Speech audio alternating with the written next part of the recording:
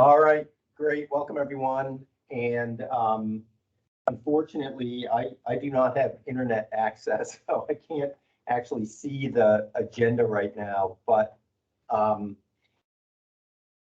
start. I don't think we have,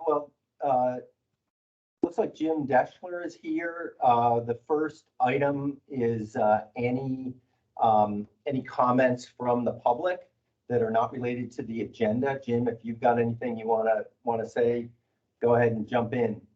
I don't necessarily have anything that I need to say, but I'll introduce myself. I am an aquatic biologist with the Sea and the Watershed Management Division, and my focus is on macroinvertebrate sampling and fish sampling. And I'm actually just sitting in to take some notes for Rich Langdon, who couldn't make it today. That's right. Thanks. I did know that. No problem. Yeah. Yeah, I'm trying to get the minutes on there for you. Yeah. Great. So we actually, I got some late breaking agenda items. So this, I think what Roz has pulled up is the final agenda, but there's a few things that are slightly different from what I sent out at first. Mostly it's just connections to content that folks sent me after I sent out the original agenda. But we do have one addition from the invertebrate SAG for a new nomination for a new member on that SAG, which I will try to squeeze in at the end of the meeting. Yeah. So with that, I think we are fine to vote. Let's see. Yeah, because we do have 5 people here, so we do have a quorum. So let's go ahead and vote on approval of the 20 January minutes. Do I have a motion to approve the minutes? So moved. I'll second it. Second. Thanks, Second Paul. I'll second that. Yeah. Great. Any comments or any friendly amendments anyone wants to make to those minutes, other than noting that they were spectacular? Yeah. No. Okay. Yeah. Go ahead, Bob. So under the plant discussion, and I can't see what page it's on, but it's the Colchester permit application. It's kind of confusing. See what paragraph it is, because my screen here. The paragraph that begins with Bryfight asks what happens. Can you find that?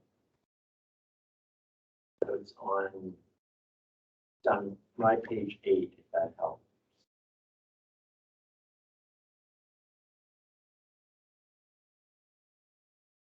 Anyway, it goes on to say, why is there so much attention to the species given if it is not listed? Answer, because it is S2, S3. That's discussing another species on the site, not the hoot sedge. It's Canada frostweed, which is okay. That clear because it's kind of confusing. Hoot sedge is not S2, S3, and it's S2, and it's agreeing to move where species are not mandated to do. Okay, why don't we, if we're good with that, why don't we have that as a friendly amendment that's the Canada frostweed, rather than the hoot and sedge. So we'll take that as a friendly amendment. Any other comments?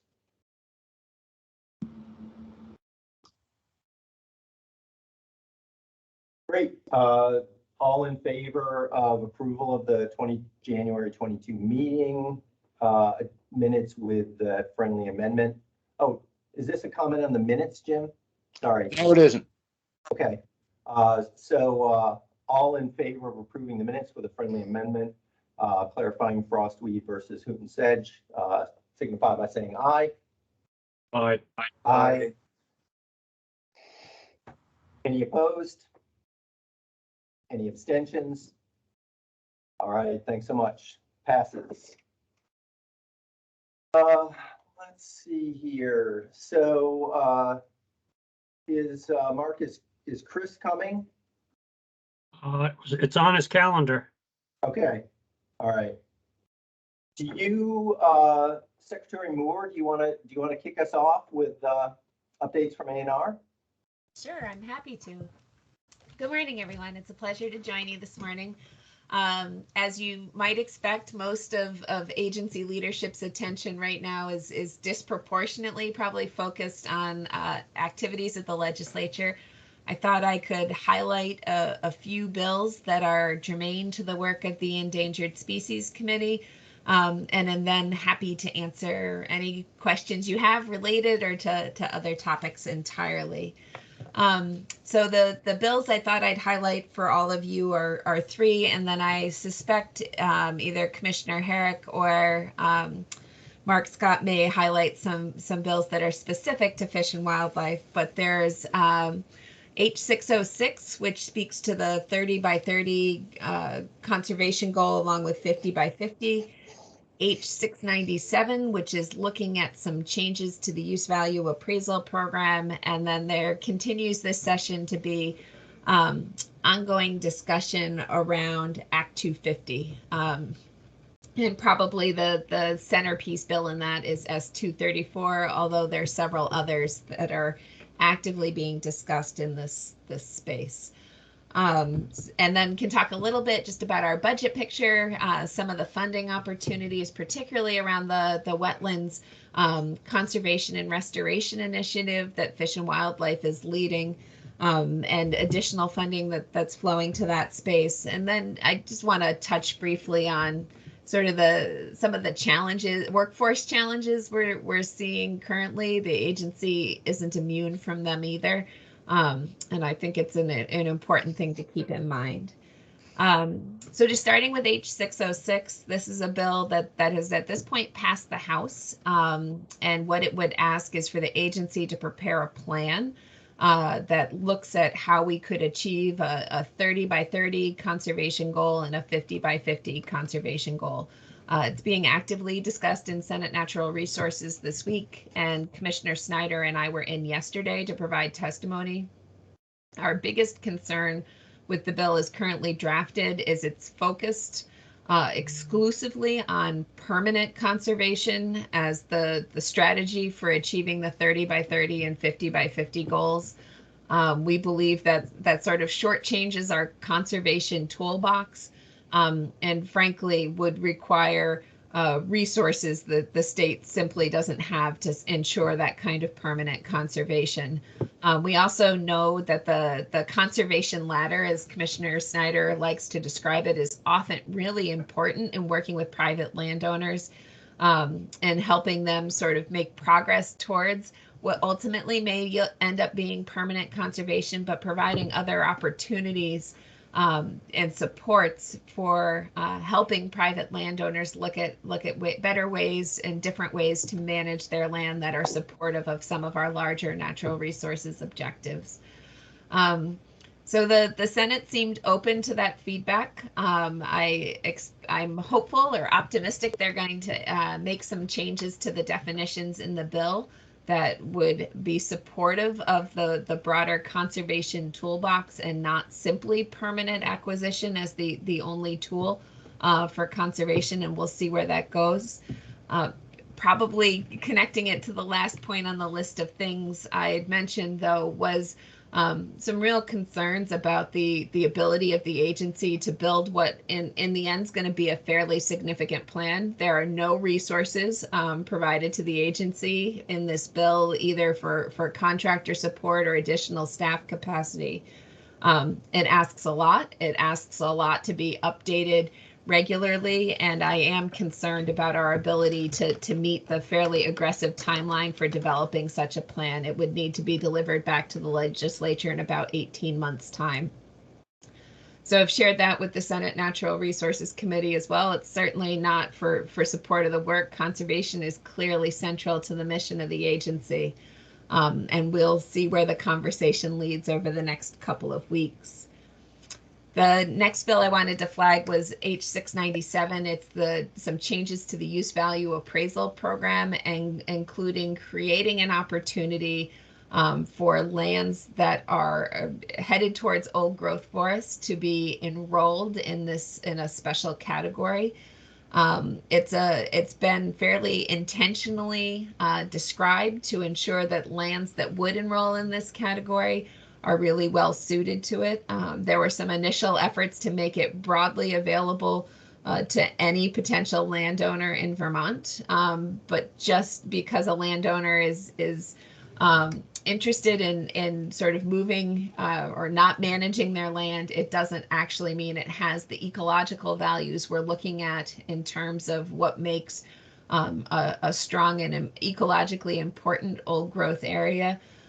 So Commissioner Snyder and Keith Thompson from his team have been very actively engaged in these conversations, helping to direct them based on forest science, and have I think a strong proposal that again is passed the House and is with the Senate Natural Resources Committee at this point. They took some initial testimony yesterday morning and expect those conversations will continue. One of the challenges I think we're going to face is just time. Theoretically, the Senate Natural Resources Committee will stop meeting at the end of next week. They have almost 15 bills by my count related to the work of the agency that are in front of them at this point, including the Clean Heat Standard, which is an enormously complicated undertaking, reform to the bottle bill, bill dealing with microplastics, and it is not yet clear to me how many bills they'll be able to see across the finish line, and frankly, which of the bills are their priorities to get across the finish line. So we are actively monitoring that committee's work.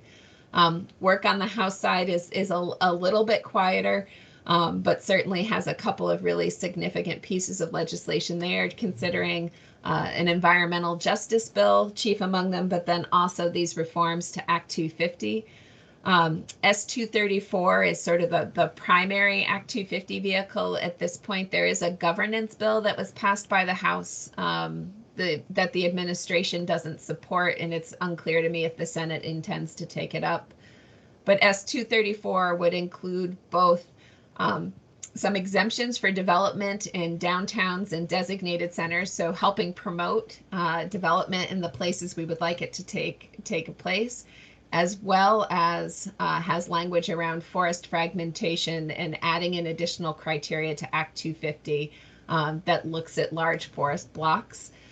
Those two things are sort of seen as companions, necessary companions to both further provide a higher level of review in rural areas to promote some of the landscape level values, as well as creating lower regulatory barriers or burdens to development in the places we want to see.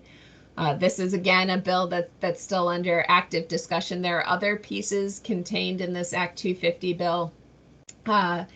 And the governor has indicated his clear interest in having a robust and comprehensive Act 250 bill. And I think that probably remains the open question, how many pieces will be part of the final package that comes through the House, and whether it is comprehensive enough that the governor will ultimately support it. So again, to be continued and sort of watch this space. I'd maybe spend a minute just talking about our budget and funding, which is also making its way through the legislature. As you may recall, the agency's budget is slated to grow about 5% this year. And that 5% growth is disproportionately in general funds. We are really, I think, feeling some significant challenges in our budget.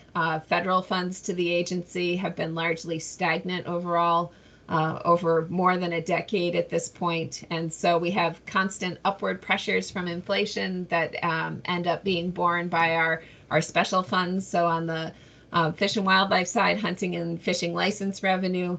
On the DEC side, permit revenue, and on the FPR side, some of our park entrance fees are chief among our special funds. But it means that we end up relying more and more heavily over time on general fund. It's I think it's the story for a lot of agencies of state government where frankly federal resources aren't keeping pace with the sort of the cost of doing business, and will be a challenge for us, probably an even more significant challenge in years to come, because at the same time there is significant federal funding, one-time money, to invest in a variety of different programs and projects. Lots of it's tailored to infrastructure, but it's also then allowed us to rejigger some of the investments, particularly out of our Clean Water Fund, into other spaces that aren't eligible for federal infrastructure funding, including the Wetlands Protection and Restoration Initiative that's been championed by Fish and Wildlife for several years now.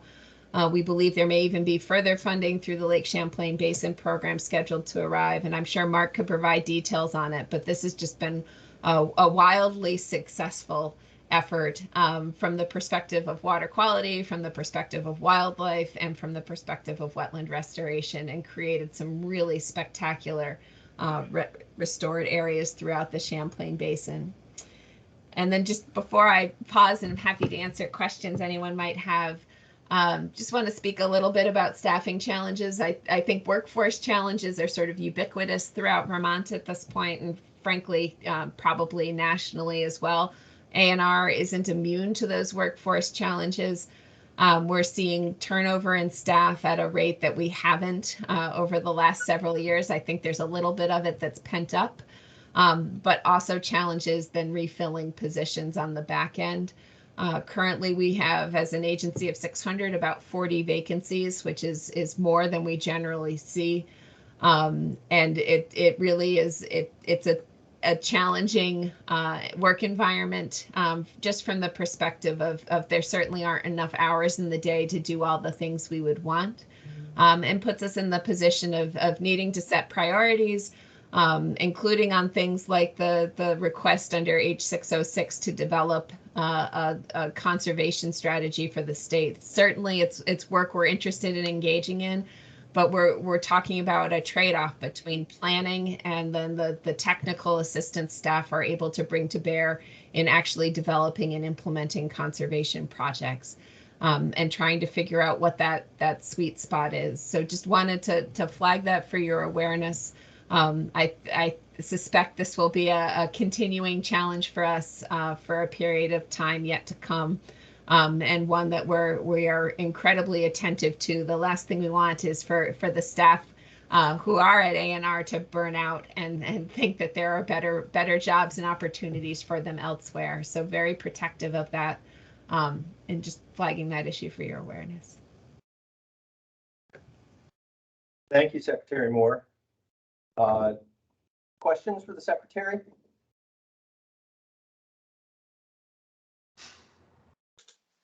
Yeah, go for it, Paul. Secretary, I have a question sort of unrelated to what you were just talking about, but Sure. It has to do with the area that's been created around the Burlington International Airport, this sort of sound mitigation zone, maybe it's called. I'm not sure what it's actually called. You know, it's this people unfriendly place that's been created by buying up homes, and then the lots are now vacant. Every time I go by there, I was just by there the other day, and I wonder, is this area, are there any plans for it at all? And the reason why I ask that, it seems to me, and Bob, you're the botanist here, and I'd love to hear what you think about this idea, but it seems to me that it's a sandy area that would represent our sand plain community in Vermont, which is really under a lot of threat. And the thought was, well, maybe this area, or at least part of it, instead of turning it into some dog park or something, it could actually be a repository for some of our threatened and endangered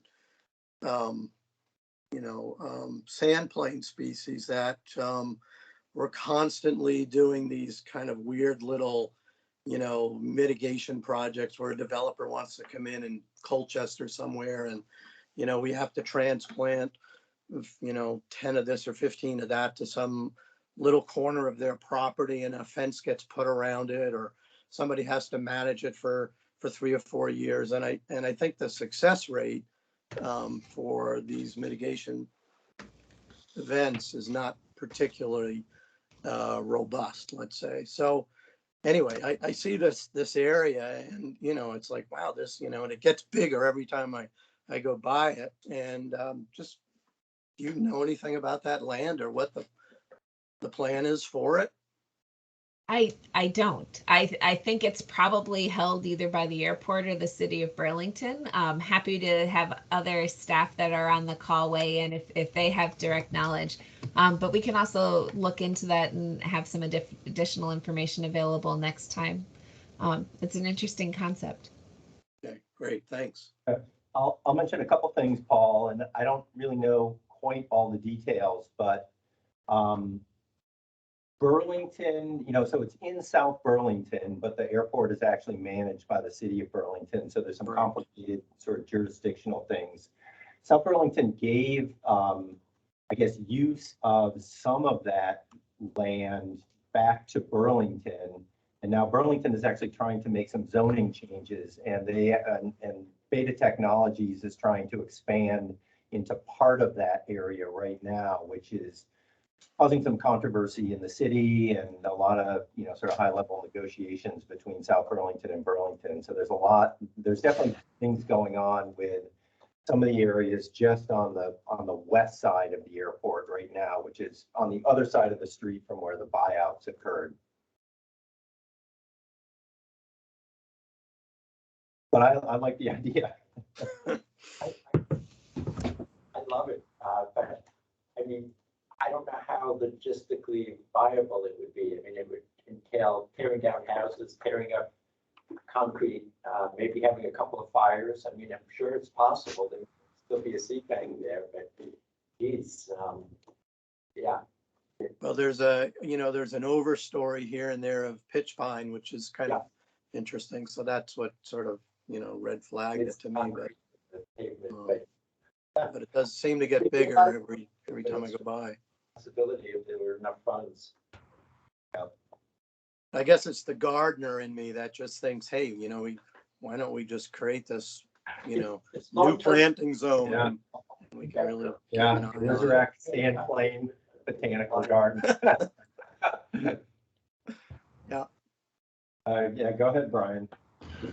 Just briefly, Secretary Moore, I'm kind of wondering if there is a nexus or will be a nexus between the workforce challenges and the budget challenges, specifically with the Fish and Wildlife Department, something that I'm not in the loop in, but was even back in the 80s when Steve Wright was commissioner, in terms of just longer term, perhaps general fund, something more dedicated from the general fund to address the Fish and Wildlife Department's budget issues, and whether those funding challenges might make it even harder for you to fill vacancies. I tend to bring a rosy outlook, and I at the same time fancy myself a realist. And I think you're right. I think that the state as a whole is going to have some significant budget challenges as soon as the 24 fiscal year.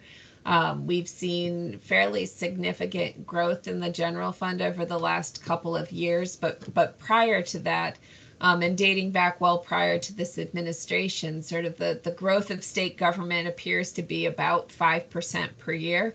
And the growth in our general fund revenues is something closer to 3%. And so, it ends up being an alligator jaw, and we're moving away from each other. That trend not only slowed, but I think may have reversed even in the last year. But it is anticipated to sort of resume its yawning jaw in the not so distant future. And it's really a challenge in that the growth is in sort of the non-negotiables, right? It's in salaries and benefits and obligations we have to Medicare with the federal government. And so I think there's going to be a lot of hard work and hard conversations. It's been a very different atmosphere in the legislature the last couple of years with these unprecedented federal funds and one-time monies and just where we used to be discussing and debating $100,000, it feels like now we're discussing and debating $100 million, which is an incredible change. But I think it's short-lived, and you're right. It's going to be a eye-opening, I think, as our budget kind of normalizes after this period of significant federal investment. Thanks.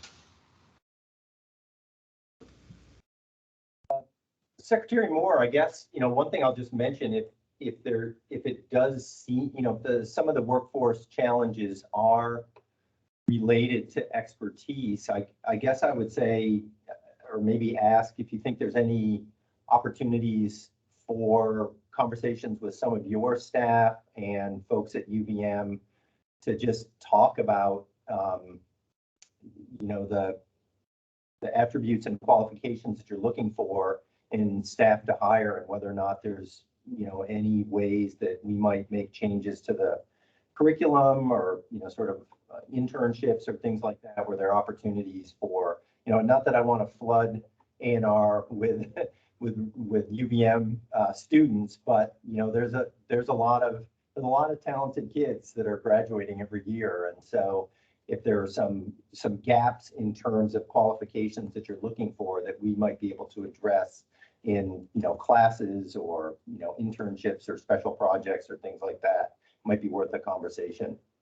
I appreciate that, and I think it is a worthy dialogue. The other idea that just occurred to me is we know that one of the challenges in some of our recruitment efforts is the minimum qualifications that we end up posting around different jobs. Those are used as a screen, and folks may not make it through that initial screen depending on how the minimum qualifications are established. There's been a push from our Department of Human Resources to encourage supervisors, as they're posting job opportunities, to take a hard look at those minimum qualifications. But I wonder if that couldn't be part of a similar conversation, Alan, and solicit sort of your collective input and feedback, both in looking at the minimum qualifications in terms of things that could be maybe done differently at the university level to help students be able to meet those, but also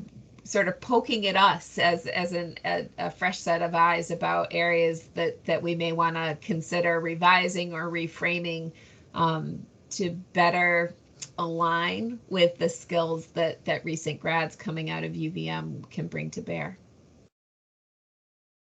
Yeah, that's great. I'm happy to follow up with you on that. Maybe you've got some staff folks who might be willing to kind of take the conversation a little further.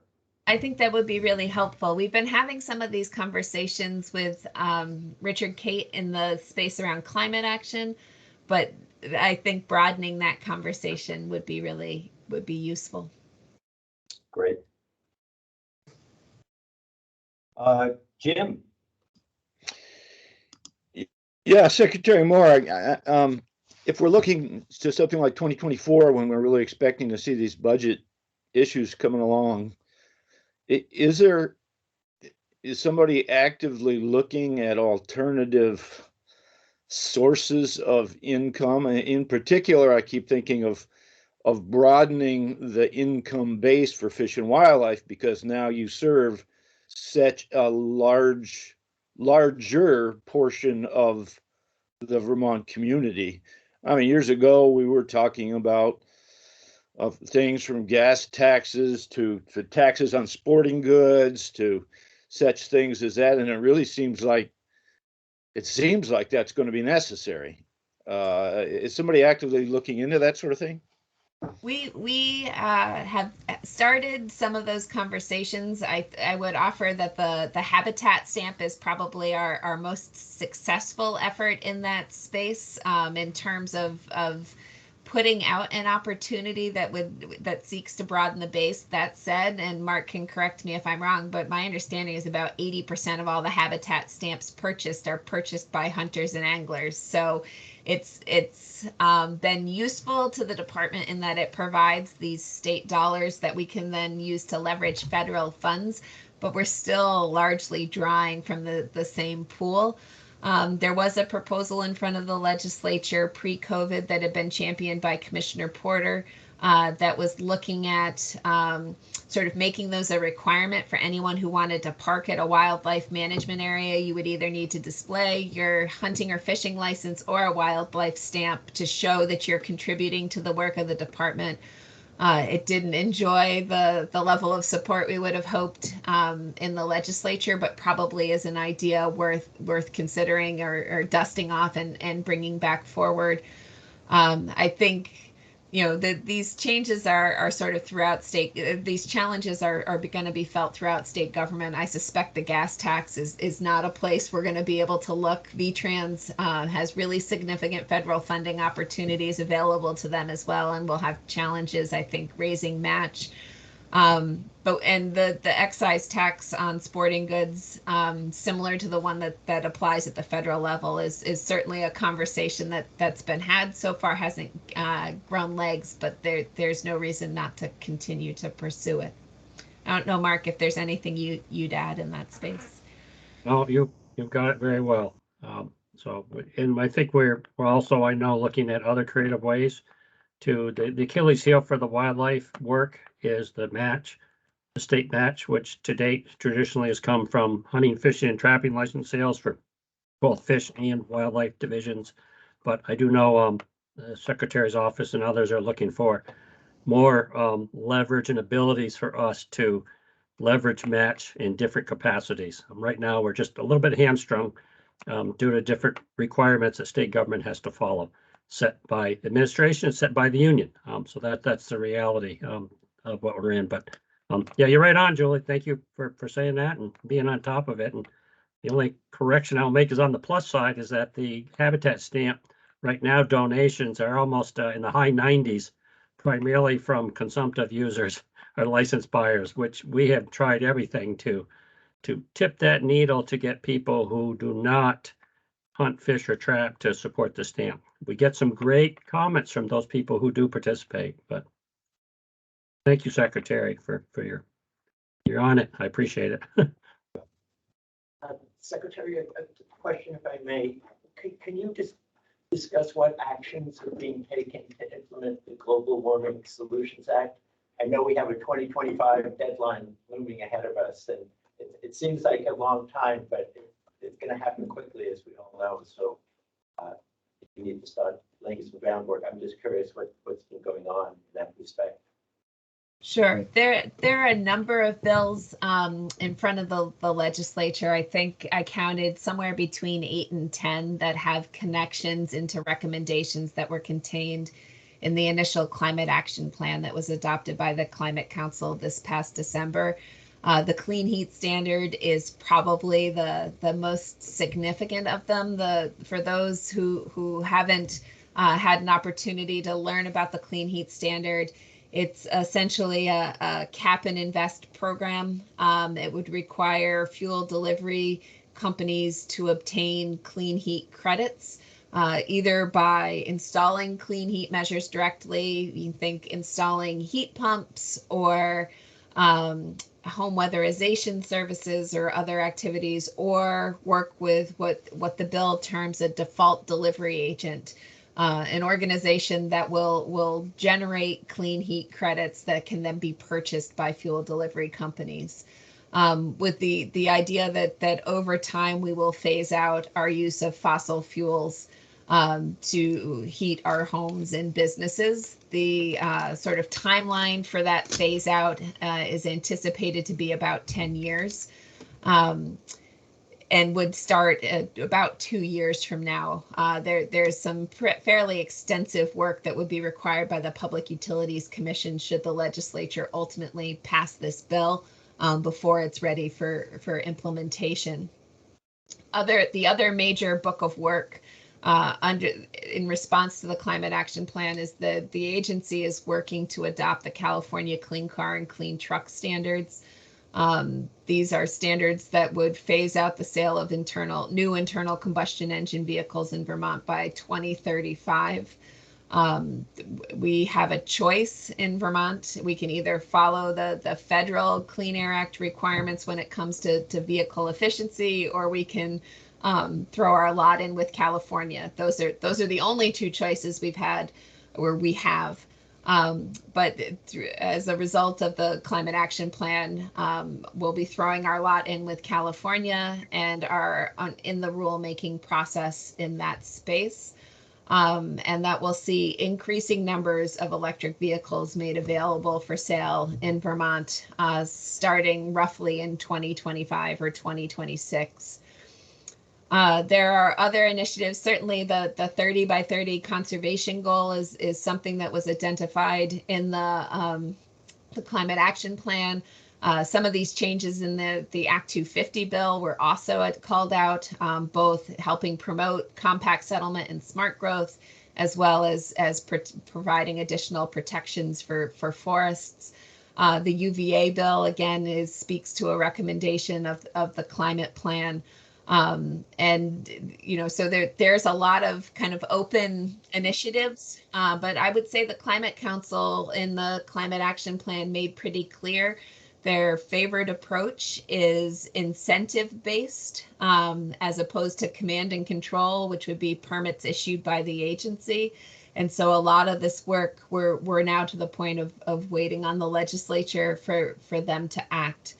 And there are a number of really important pieces in motion. So we'll continue to keep track. The other piece we've been engaged in at the agency level is some of the work around our emissions inventory and understanding what the impacts of sort of changes in public behavior as a result of COVID may have had on greenhouse gas emissions in terms of vehicle miles traveled, but also understanding and appreciating there are probably some offsetting increases in home heating while people have been home as opposed to in the office. And so have gathered up the information on fuel sales in both those areas and are starting to look at both the trends as a result of COVID and then make some projections for ourselves as to how we think things will continue to change and evolve and as we move past COVID over the months and years to come. So both some policy work and then some fairly significant technical analyses underway supporting its implementation.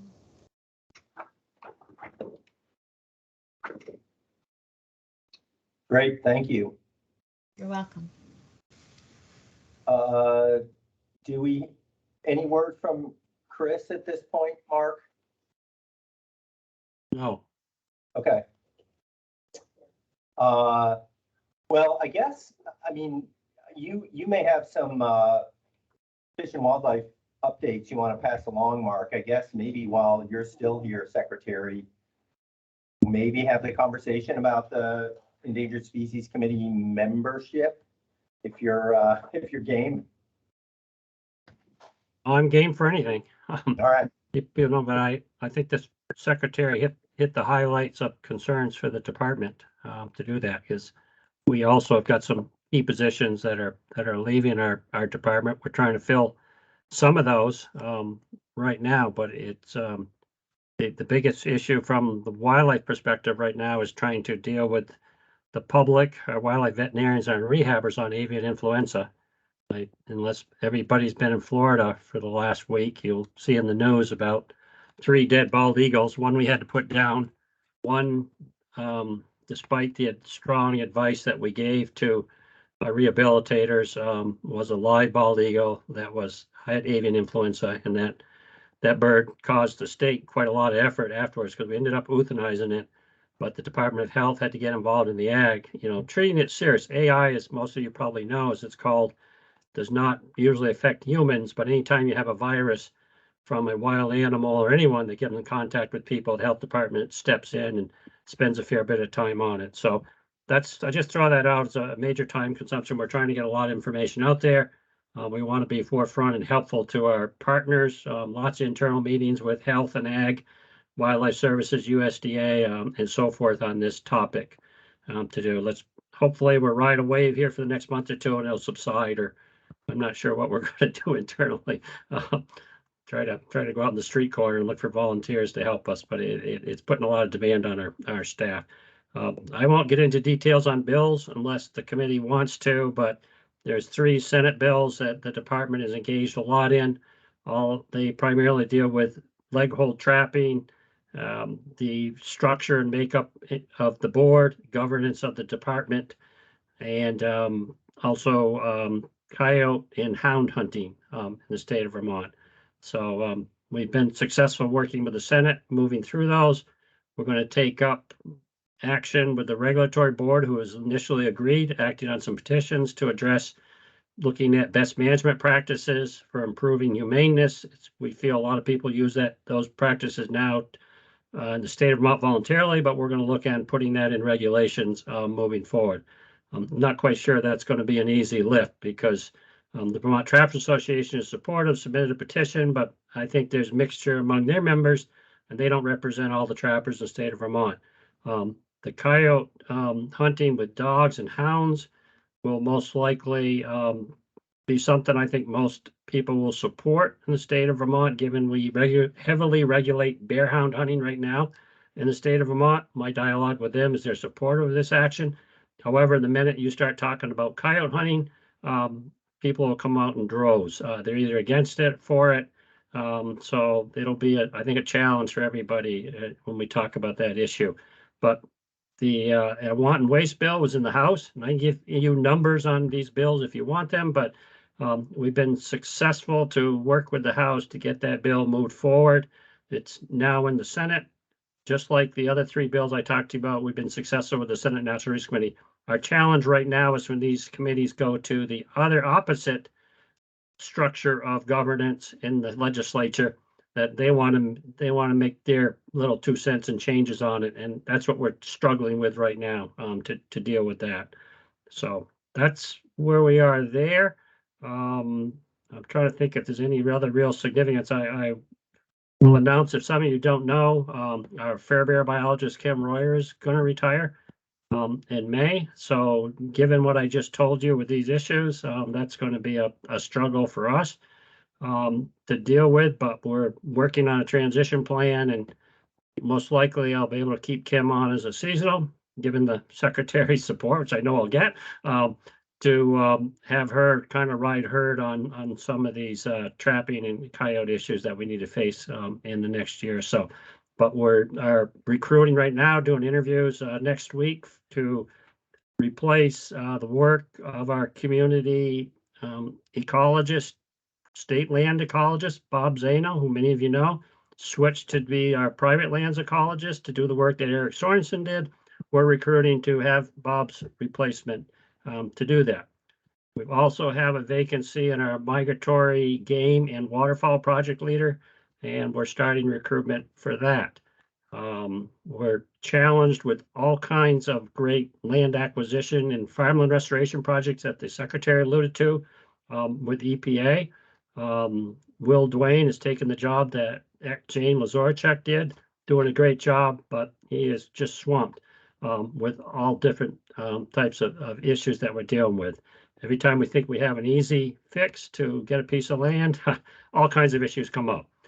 Whether it's dealing with potential hazardous waste on the site, archaeological potential connections, or the town has concerns. And usually in the towns, we find it's 1 or 2 individuals in these towns who can be very influential and run to the media. So I'm happy to answer any questions, but I think some of you have been following, and I know John Cart and Roz is on the meeting here. They've been following this for us closer than I have, but it looks like the Recovering America's Wildlife Act is moving forward and has a strong possibility of potentially becoming reality. I hate to say that, not to jinx it, because it's been a long time coming. But again, we're going to go back to the earlier discussion that the secretary led. It's even going to put more challenges on this agency, but I've been working with staff to try to sort through some planning as if that's going to happen in the next couple of years to do that. But it no doubt will be a game changer for this agency and the department. The challenge will be to how our administration can handle it and manage it. Right now, financially, the department's doing well. It's kind of strange that I would say thanks to COVID, but that's the reality. Financially, however, I'm not in any position to predict that we're going to be doing well in 2 years from now. Because 2 years ago, I was in a position where some of you may know I intentionally did not fill certain positions in the Wildlife Division the way our financial situation looked. It's changed. So long-term sustainability planning that Secretary talked is probably our number one challenge for, and I share that with you because this all affects the work that you do with threatened and endangered species and all species in the state of Vermont to do that. So, but overall, I can't say enough about our staff. Most of you folks work with them.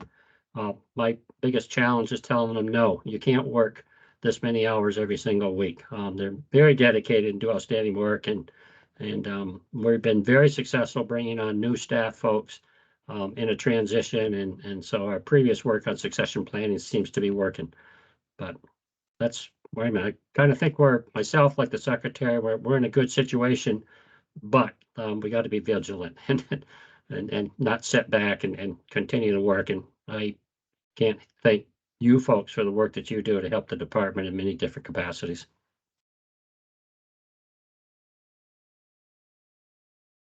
Yeah, thanks for that, Mark. Questions?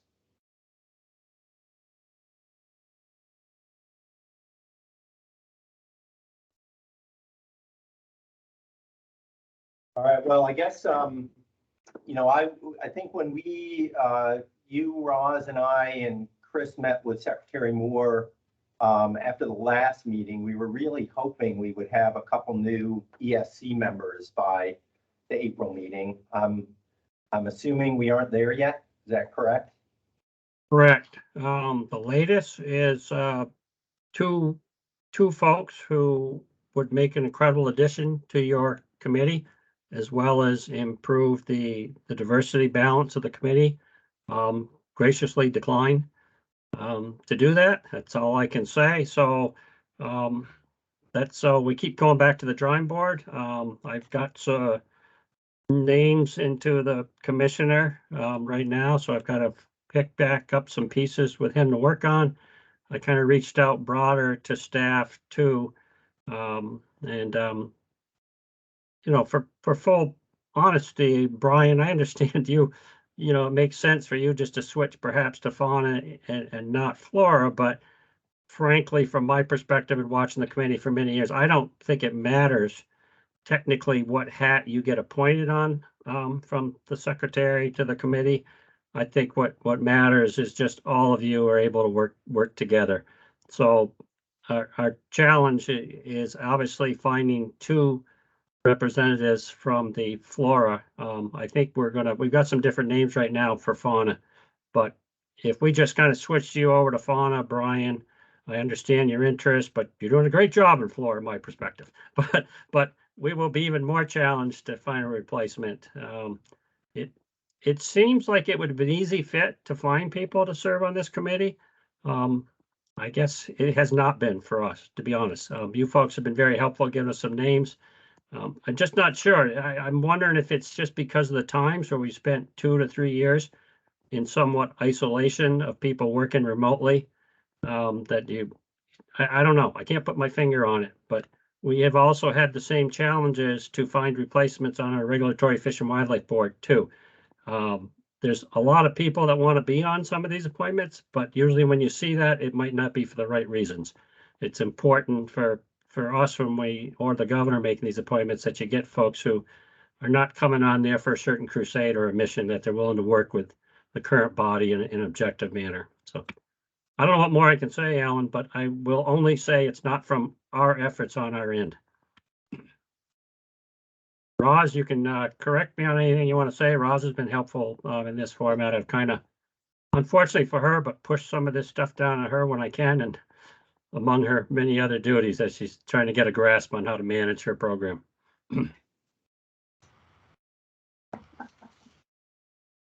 Yeah, well, I guess I would just, continue to say for folks that are here on the meeting, and I can't, Matt, are you here? I'm not on Teams right now, but I guess continue for more Florida representation. Certainly, I think is helpful. I certainly wouldn't want to have a couple more fauna folks on the committee, but I guess I'd say continue to reach out to Roz and Mark if you've got additional suggestions. So as we're still in the search phase. Go ahead, Brian. Well, just two quick points. One is, I'm really grateful for the background information, like what's going on budget-wise and the bigger picture that I'm getting from the secretary and from the departments. It really does help us think about the roles that we play, these expanded roles beyond advising on permits and that sort of thing. So that's really great. Thank you for that. And then just more relevant to the vacancies on the committee, just one minor point, it's probably not a big deal. I know we're only advisory, but the terms of 3 of our members are now technically expired, including mine, which expired on February 28th. I know we've been tangential to some litigation. I suspect it's not an issue. Maybe it's something to ask Catherine quickly about, but we have 3 members participating who are not formally appointed now. And I don't know if that's a concern at all. I'll just jump in and then Julie, I'll throw that to Julie, but my experience and understanding with appointments, Brian, you serve until someone else is appointed to replace you. And I only speak on that from a lot of years of experience of some working with this committee, but more with our regulatory Fish and Wildlife Board. We do the same thing. And I'm not knocking anyone on this, but I'm thinking we're going to be able to move a little quicker on some of these appointments that come from administration. We all know when the governor's office of what that office has been dealing with COVID for the last 2 years. And I'm, at least from my perspective, I'm seeing a point where now maybe they can catch their breath. They got to look at human health and safety first. And as much as important as we know our topics are to them, I fully understand. So I just ask everyone, I ask for your patience in that. And our secretary as well, who's been called into the COVID front. But I'll let Julie, if you want to respond any more on that. No, I think you covered it, Mark. I will poke the person on the 5th floor who's responsible for the appointment paperwork, Brian, and check on the members with expired status. And we'll continue, as Mark alluded to look for new committee members. But yeah, I share Mark's understanding that until a replacement is named, you continue to function in an official capacity. Or I should say absent a replacement being named. I don't want to imply that I think the governor's office would do anything other than act on our suggestions, and there is a backlog in terms of the appointments I know that exist currently. Thanks. So for perspective, and this was a long time ago, I remember taking a course with Ron Chrisman, if anybody knows that name. I'm sure many of you may not, but used to be the joint fiscal officer for the state for a long time, legislature too. Course I took from him decades ago told me, and it was astonishing. In an average course of the time of the year, the governor in the office makes about 1,500 appointments. That's mind-boggling. That was a few decades ago. I hate to think what it is today. So that's just reality for everybody to think about. So every time I know when we ask for some work over there, I'm amazed how they manage that much going on in their responsibility. So just something to think about, the other side of the fence. All right, great. Thanks for the updates. Any other questions or comments for Mark?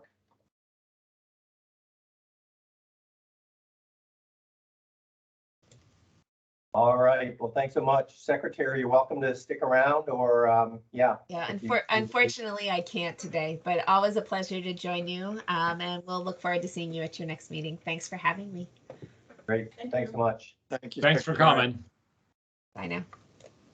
All right.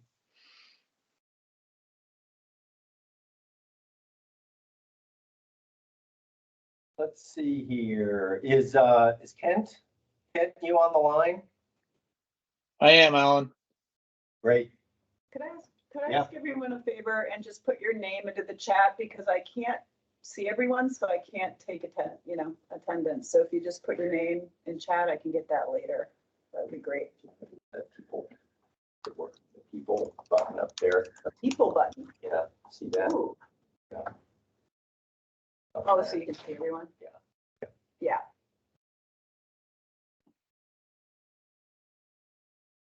Yeah, right. They seem to always miss somebody. Mhm.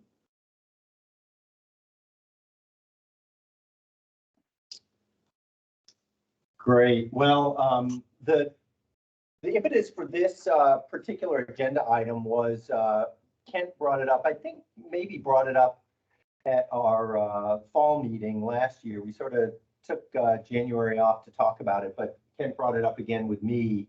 And this is the kind of the question of recovery plans, noting, I guess, a couple sort of key aspects of this. One is the fact that we just don't have that many species that have recovery plans. And in particular, it seems to be more aligned with sort of our charismatic species that tend to have recovery plans. Another aspect that I guess I would note is a lot of the species for which we do actually have recovery plans, we recover, which maybe is a correlation there, that if we have a goal that we're shooting for, we can maybe make some progress. But they're also expensive, they're time consuming, and I guess I was going to pass the mic to Kent to talk a little bit about some of the things he's been thinking about, some of his concerns, but also, maybe wondering if there are, some approaches, either like we've done for the grassland birds, where we've taken a suite of species and put together kind of a management and recovery plan, or if there is maybe an opportunity to come up with something that's like a, sort of a mini recovery plan where we don't have to spend months and months and months doing a lot of background information, but we actually put together some, opportunities for monitoring or population goals or indices that might give us some idea of where we need to head for recovering particular species. But with that intro, I'll go ahead and pass it over to you, Ken. Yeah, I mean, that's pretty much sums it up, Alan. I appreciate that. I mean, I was really coming from the perspective of the invertebrate SAG group a little bit, in that we have a bunch of listed species, some of them that have been listed a long time. And I just started looking at, how many species we have listed for our group, and that we didn't have any finalized recovery plans or management plans for really any of them yet. And then I looked at the list of what we had recovered, and birds had, at least six plus all the grassland birds had recovery plans. And it was great because a lot of those actually attained their goals, like loons and eagles. And so I got to thinking, like, gosh, wouldn't it be great if we just, like you said, Al, didn't have recovery plans maybe that took forever to write, were 4,000 pages and we didn't pay attention to them, but at least had like a specialist group that was able to get together and say, hey, okay, here's here's one of the bumblebees that, can we come up with some goals that we could work towards, so that when we get to those goals, we can actually maybe declare that they're recovered if we can get there. But right now, for Bombus tricla, for example, one of the bumblebee species that is still extant in Vermont, we don't have even any goals set out. And so it frustrated me a little bit that I'm like, gosh, I want to be able to one day to say, like, hey, we all worked hard and we delisted that species. But if we don't have a goal, how are we going to delist it? And so I just started looking at the list of what we had done, and then realizing, like, if this was only done by the state administration, then a guy like Mark Ferguson, who's way overworked already, all these would, for the ISAG, would fall on his plate, and that wouldn't work either. So I just thought it was an opportune time to maybe bring it up and discuss how we might have different ways to do this. Maybe some species it's not even worth it to do for them. That's fine. But maybe there, like you said, Al, there are alternative ways to get this done, to have little specialist groups brought in for a day, maybe just to hash out some of this stuff, and then work on it for a week, and then have a short version of goals and ways we might attain recovery for some of these species. And it could be sort of a private public partnership so that, you know, it wasn't all on the state to find funding to do this. It could be, you know, groups like, well, like my group, Vermont Center for Eco Studies, could find ways to also help pitch in to fund to do some of these recovery plans. And again, I was thinking it wouldn't be an onerous, you know, 75-page tome on each species. I was trying to, like you, Al, think of ways that, hey, let's just get to the meat of this and figure out, can we have some conservation goals and goals to when we can delist these things. And that's really where I was just coming from on this, just to open up maybe a discussion about it. And I did note, you know, in the law, I actually went to read the wording in the law, and it says, you know, it doesn't say you have to have recovery plans. It says the administration may have recovery plans, may buy land, may, you know, it's all like, you don't have to do anything. But for me, it just feels hollow if we list these things, we don't at least do some due diligence on at least coming up with some goals where we can say, hey, this thing is recovered and we can delist it. I love when we can celebrate that. And I think that would be great to be able to have some of these species have more of that. And that's just all where I'm coming from, really. Yeah, thanks for that, Ken. And I guess you know, Roz and Mark, I was also sort of curious a little bit about your you know, your sort of take on departmental input on these. So, you know, if something moved forward for, you know, like Bomba stricola from the invertebrate SAG, is this something that kind of needs to be given a stamp of approval from Fish and Wildlife, or how does that interaction work? Correct to your last statement. So yeah. I've been involved in a few. It goes from back and take. So we have the commissioner usually sign off. So, and usually what happens internally, I know we've had some back and forth on some of these. I think the first one I got involved with Commissioner LaRush was the bald eagle. And I can remember having a bunch of different dialogue with that one. I think the other one that was more challenging was, I can recall, the spruce grouse with Pat Barry. So those just jump right to my mind. So yes, to your answer, Alan, but to Kent's point, that's a real challenge. And to be honest with you, the devil's advocate role that we've always played, myself, primarily with the commissioner, with our staff, when proposals get listed, is to look at some of these questions. It's a challenge. I understand there's a philosophy camp out there that just list it, good things will happen. But we're also, you know, I'm got to wear the hat of the pragmatist here, with knowing how many staff in our budget and what do we do and where do we put our eggs in what basket to do the best for conservation, for wildlife. And so these discussions do come up often with us, Kent, and it's probably, from my perspective, the biggest challenge and frustration that staff personally will have to do it. But I do sense it would be helpful for folks to kind of, and maybe it's there already with the SAG work, to give us a sense of priority and go through some decision-making thought process to, you know, I'm always thinking, what's the best bang for our buck, but what's the best for conservation effort? If all these folks are going to put time and effort into it, where and how do we do it? And, you know, to be honest with you, it's the approach we take right now. Wildlife is more on the land management aspect and habitat than it is on the species focus to do it. That's why if you look at our division structure and where I've been able to get more money is in the lands and habitat program versus our wildlife management program. But when we got legislature overlooking us and a regulatory board, there's some things that I have to have staff spend more time on. That's just the reality. So I didn't mean to be long-winded, Alan. I should have just said, yes, you are correct. But thanks for bringing it up, Kent, because it is, from my perspective, a huge issue for our staff, because they put a lot of work in this and they care. But where do we go next with it? We're wide open for input from you folks. I believe, Roz, again, and a lot of this is going to fall on you. So you have complete freedom to contradict me or to say anything at all to straighten this. So. And remember, that's recorded, Mark. Yeah. Absolutely. I look, she knows me. We'll talk later, right, Ross? No, I'm just kidding. We'll talk later. Well, I mean, I could respond to that, or we could wait till other people who had their hands up. Either way. Well, I just had one other thought. I mean, so the Meadowlark is sort of a good example that's happening right now where, you know, VCE is sort of taking the lead and actually pushing forward the recovery plan and like making the meetings happen and doing sort of the behind the scenes work to push the thing along so that someone like me isn't holding it up because I have all the other things on my plate. But we're still, Fish and Wildlife is still involved. Either me and or Doug Moran are attending meetings to have input from Fish and Wildlife. So I think that's a pretty good model. But still, we might bump up against those limitations if we suddenly have 20 invert recovery plans to bump around. My other thought was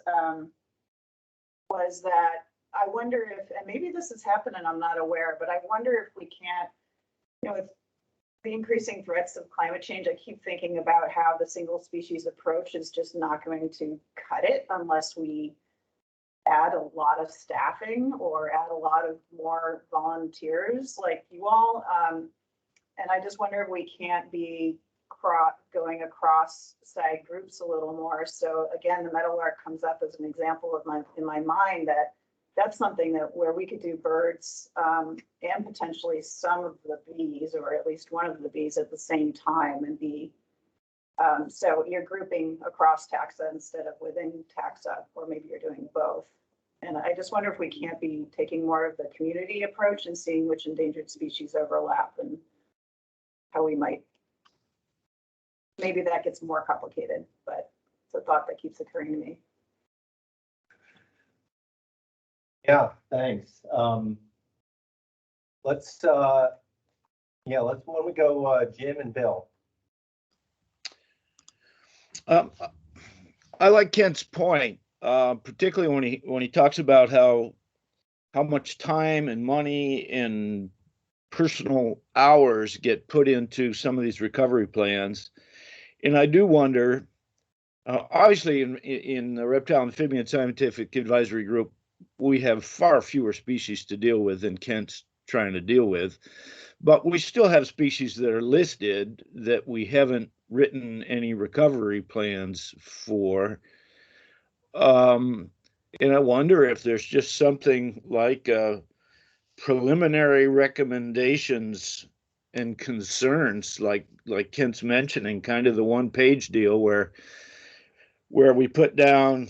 Well, let me step back. I mean, periodically we go through, as I suspect most of the scientific advisory groups do, and prioritize the species in terms of what we really should get, which ones deserve to be top of the list for recovery plans and which ones are lower down. And perhaps this sheet could just be, okay, this is number 2 on our list of priority species. These are our concerns, and these are actions which we could take in the short term. Something really quick like that. Wouldn't be called a recovery plan in my mind, but just give it some other name and get it down on paper, what we might be able to do in the short term.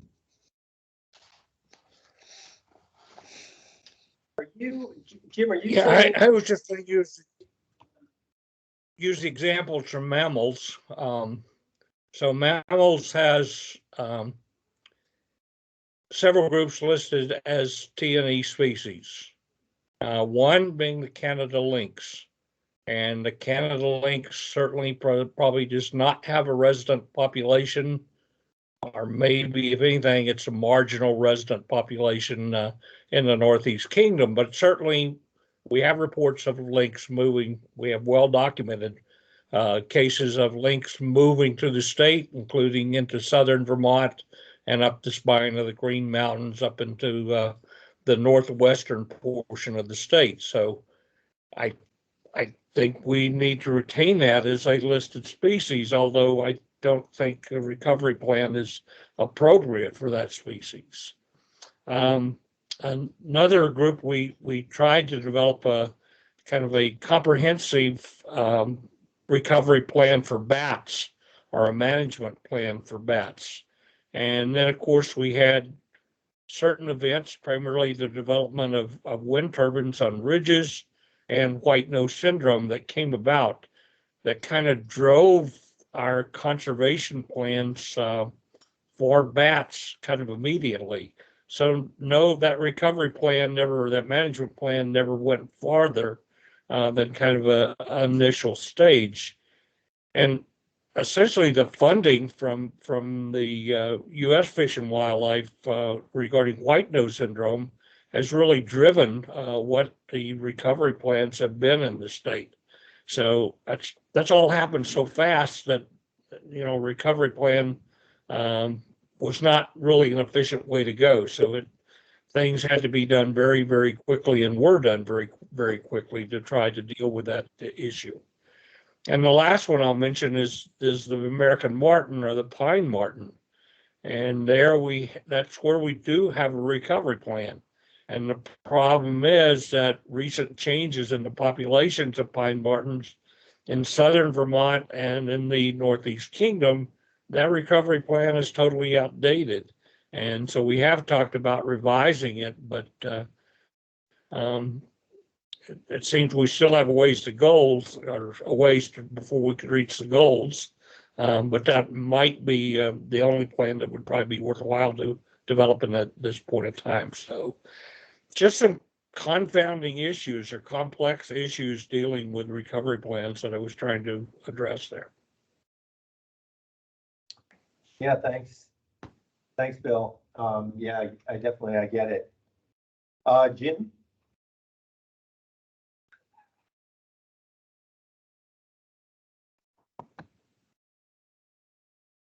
Kent, I'm wondering if, have you seen examples of like short, rapid plans? I know like we're at TNC really moving more in the direction that's away from like very intensive planning process that you do for several weeks and then you get a big document and then somebody gets around to looking at it sometime, but moving towards more rapid adaptive management kind of approach. And I like what you're saying, like get it all down on basically a sheet or two of paper with the intent that you're going to always be sort of going back and revising as you go along. The question I have is whether that would hold up in a regulatory process or something like that that might get triggered. But have you seen anything like that where, you know, around species recovery, where there's been a real like, you know, kind of theory of change, quick, rapid plan? I mean, really, no, I haven't even really looked. I mean, my thinking on this has gone as far as like, hey, Alan, what do you think about? And then we discussed it for 5 minutes. Just literally just a little bit out of frustration, mostly for invertebrate stuff, not having any goals or anything. And seeing, you know, birds being removed from our list, but no way to know when we could remove an invertebrate. So, you know, that would be the logical next step. I would want to definitely explore and, you know, talk to some endangered species specialists and find out like, hey, are there methods we could use to arrive at some quick and dirty, you know, goals and suggestions for species recovery or something like that. Yeah. You know, maybe when you get to that point, maybe you and I can just have an offline conversation about kind of some of the rapid planning that we're starting to implement that maybe it may or may not be useful, but may shed some light on sort of how you might pull something together. Yeah, great. I guess maybe before you jump in, Mark, I guess, you know, I'll sort of throw this out here, and I'm game to continue the conversation, but I was actually thinking about 3 components. So one being monitoring efforts, I guess, you know, both what's currently going on and, you know, what might actually be needed in order to, you know, sort of understand population size or changes, or at least an index of population changes. 2, the, you know, management practices that would be useful to the species. And 3, what would, you know, I guess I'll say recovery goals. And, you know, again, for some of these species, we're probably never actually going to know the true population size. We're going to be stuck with indices. But I'm just wondering about those 3 things.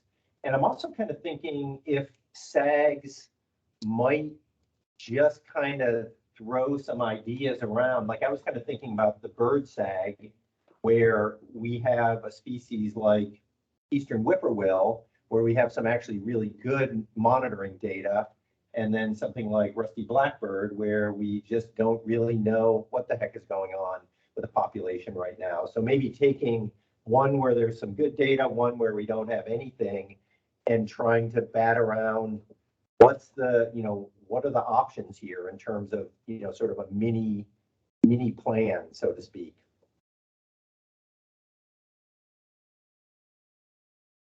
Alan, did you want my reaction to that? Sure, yeah. I think it's great. I think that's exactly what the help that's needed. So so that's all I got to say. I think that's terrific, and I think that's the significance of the SAGs. That there's no, I'm saying its praises over and over all over the state, and no matter what issues we get, that there are just so many different scientists, and the SAGs. I'm not sure how they ever got set up, but that brings people together to sort through these kind of priorities and ask these questions. But we don't need a recovery plan to do the work. We don't do it on many species. I think sometimes on the bigger, more prominent, prolific, with terms of human involvement species, they are helpful. Such as with the bald eagle. I think the meadowlark will be one, just because of the nexus with agriculture and human use of the land. But obviously we don't, from my perspective, I think they're needed in certain species, but not all. But what you just said is awesome. And that's actually the work that I know we're constantly doing internally, but also a lot of this work is going on regionally. With the Fish and Wildlife Service and all the other fish and wildlife agencies. Right now, all the states have wildlife diversity folks working with this, and they're actually putting a lot of time right now updating the new statewide action plans, which are going to have to be updated by 2025. The feds are coming up with priority list on birds, but North American Bird Conservation Society has got their same list doing it, and you got joint ventures. So it's all, I think our job is just trying to be part of all those other efforts that are going on. But so then it's a matter of coming down as where in Vermont with our science that we have and assistance, where do we put our focus on? We spend time on golden winged warblers and woodcock because the money's there. That's an easy, but we also know it benefits other species. We alter our mowing practices on our wildlife management areas. We can control that and tell people with our farm related programs that get assistance can control that. We know that benefits some species that potentially are endangered, threatened, or rare. But I like the approach. I think it's and or open to anything. I mean, it's not an either or from us. What hurts us the most is all of a sudden if we get beyond this platform here of working together and these issues come before legislative bodies or other folks that just don't have a clue on how we function and what we're doing. That's what is a challenge, to be quite frank. Yeah, thanks. Hey, go ahead, Mark. So I just, as the author of two recovery plans, both of them kind of very different in their approach, and being, on the SAG that we seem to have had a lot of success with species recovering and recovery plans and being able to meet the goals, and whether it be loons, peregrines, eagles, osprey. We're stuck a little bit with something like the common tern, with one of the questions at our recent SAG meeting may forever be on the threatened species list. Is the Endangered Species Committee comfortable with a species like always needing to be managed or monitored in order for it to remain part of the avifauna in the state? Steve Parent and I did try to take that multi-species approach back when we did the grassland plan. It's probably at least a decade old now. And we were looking at alternatives where we tried to take a group of species and then provide some recovery numbers for the ones that were on the list.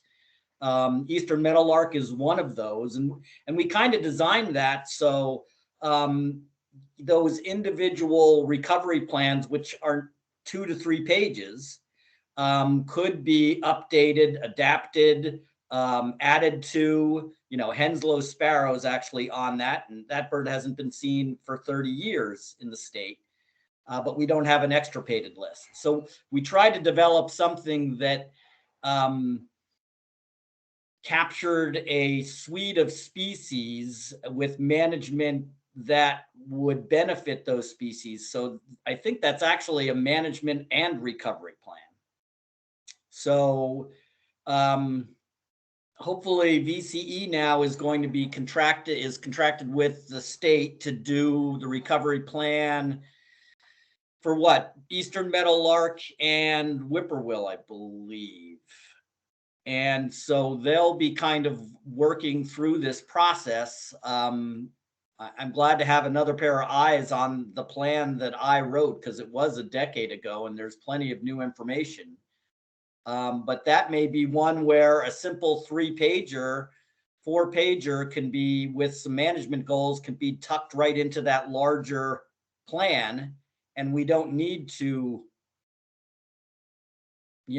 rewrite it. I don't know. I think we can approach it in a number of different ways, depending on the species. I don't think there's one set formula. Yeah, go ahead, Rose.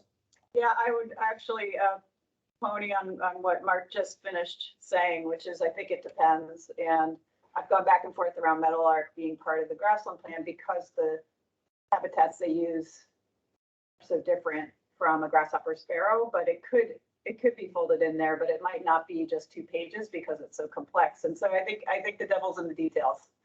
And it could be part of that or not. That might not shorten what's entailed in a meadowlark plan. But I think Mark's right. I think the grassland bird recovery management plan is a good example of grouping a bunch of species that have very similar needs, and the approaches are often similar. The kinds of lands they're on are similar. And I would imagine there's some of that for insects. And I also wanted to add in, hate to bring it up, but where are the plants with recovery plans? Is that another whole insects on steroids as far as the list of needs? And I'm not sure where that stands, and Bob left the room, so. Well, Matt is here. I think Brian is next, and then Matt, you can maybe talk about the plant perspective. I don't know that I'm going to have anything intelligible to add to this, because it seems daunting, and it just seems daunting to me. I've probably given it less thought than Kent has in his, hey, Alan, why don't we think about this for 5 minutes, Certainly there are instances, like we happen to have one of the preeminent full cycle grassland bird planners in our midst here. She's sitting across the table from Alan now, so she should be able to bang out a few of these plans really quickly.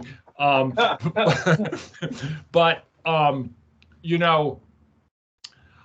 the only thing that I guess I would add is some way to prioritize this and some way to sift through it. Like Alan, I think you sort of suggested these 3 criteria, and it almost seems like, stepping back from it, we need some sort of like matrix analysis that allows us to prioritize these, because we just don't have the resources, so that we can look at, the available money, the extent to which landscape level conservation figures in this, what percentage of accessible, controllable landscape is for the species do we have access to in Vermont, or is so simply accessible for conservation in Vermont? What percentage of Vermont, for example, accounts for a significant share of the species worldwide or regional distribution? Like, how big of a role do we really play in its status? And then just in terms of the practicality of all this, how do we decide, what to tackle? And I think Mark mentioned the wildlife action plans and the revisions coming up that really do take a landscape level in many respects look at organisms, and maybe that might be a place for this. I know it's still a few years off, but I don't know. I guess that's my rambling, 2 minutes here on this. I don't know. To me, it's kind of depressing because it's such an important thing and I just don't know how to approach it yet. Yeah, and I think, I think you're right, Brian, maybe right in the longer term. Like, to me, it seems like I also don't want to get stuck with, daunting, preventing us from doing anything. So that's kind of why I was thinking, what if each SAG took a species where they actually had some data and a species where they really don't know much of anything about its distribution or abundance, and try to just look at what's actually possible out there if you wanted to kind of create a short, whatever you want to call it, a management or recovery plan. It seems like that would at least give some ideas about some of the challenges we might be facing. Matt, you want to talk about flora? Yeah, I guess, and you'll have to excuse me if there's any background here. I'm sort of multitasking with childcare and so forth. But from the flora perspective, I think the kind of prioritization piece that Brian talks about would be huge given the number of species that we're dealing with. I guess I would say there were a fair number of conservation plans created in the past for a number of our regionally rare taxa through the what is now the Native Plant Trust. And unfortunately, our experience with a lot of those is that they were great plans, but there just hasn't been any resources to actually move any of the goals and objectives forward. So unless something really changes on that side of things, where we have resources to actually implement plans, it sort of feels like there's not a lot of point in creating it. Those plans have kind of just aged and become very out of date without a lot of action happening in most cases, I think, with the exception of our couple of federally listed species. I think there's also for plants in particular the piece that many of our rare species are sort of inherently rare on the landscape. So what's maybe the most critical thing for them is to essentially protect their restricted critical habitats, or at least that's one subset of the species that we have listed. And so in a way, the recovery plan or a conservation plan for those species is very simple. It's just habitat protection. And so that's maybe covered by some of the broader landscape scale conservation kind of processes that we have. I think that where conservation or recovery plans could be really valuable for flora is by pulling out that subset of species that have some clear declines and have some clear stressor like loss of habitat. I'm thinking particularly we're just sort of considering a new permit application around Lupinus perennis, the wild lupin. That's a sand plain species, and so its habitat has just been hammered, and it's actually probably a species that would be that's quite easy to cultivate and enhance populations through the right kind of habitat management. So that might be a species where a habitat or a conservation plan could be really successful in some degree of recovery of the population. So again, it gets to that prioritization piece of needing to go through our hundreds of species and pull out the ones where we think that would be worthwhile. And certainly, as others have said, finding a way to do both that prioritization and the actual plan development in a sort of abbreviated fashion would be would be necessary, I think, for it to go someplace. I mean, maybe if this RAWA funding thing materializes and there's a huge slug of funding that comes along, this would be a really good thing to revisit and look at getting serious about implementing. But short of a huge piece of funding for actual implementation, I'm not sure how much, unfortunately, how much value there is in creating the plans based on past experience. So I guess I'll just leave it there.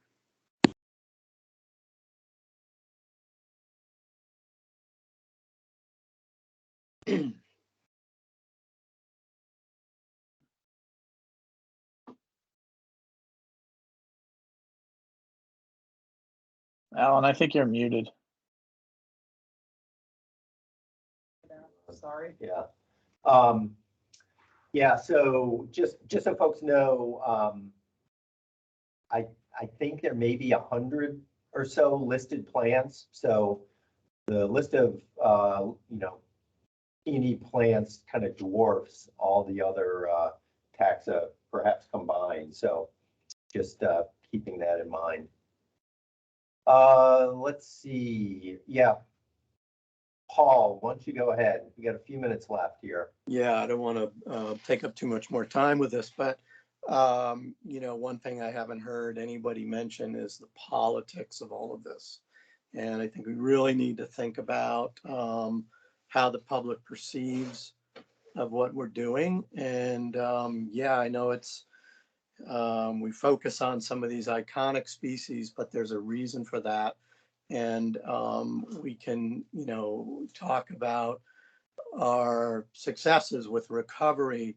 And that's a very positive thing that people can sort of wrap their heads around and support things like land acquisition and protection, which really are acting to, save some of these, as you call, semi-charismatic, or maybe I would call them non-charismatic species. But it's just not to offend Kent. So anyway, we can't lose sight of that. I mean, it's, that is really important. Having sat on this committee for, I can't even tell you how long it's been, but this conversation happens every 2 or 3 years or so. And it's a great conversation to have, but I think from the long-term perspective, the department has managed to,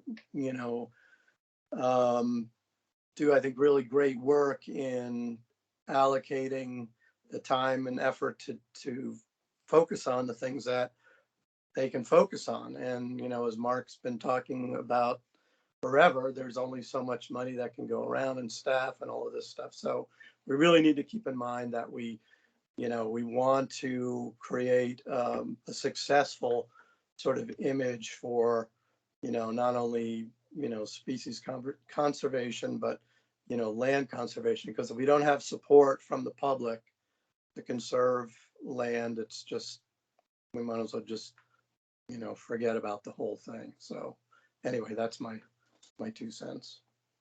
Thanks. Yeah, I see where you're coming from, Paul. I guess the other thing, though, is, for example, I don't know, I'll go back to, either, one of the bumblebees, or for rusty blackbird. If we actually don't have a recovery goal, a recovery goal also sets the stage for success and public engagement. So, I think there is a positive side to that too. Mark was talking about the fact that we also have, a common term recovery goal that may never be met. So there's that kind of side of it as well. So, yeah. Yeah.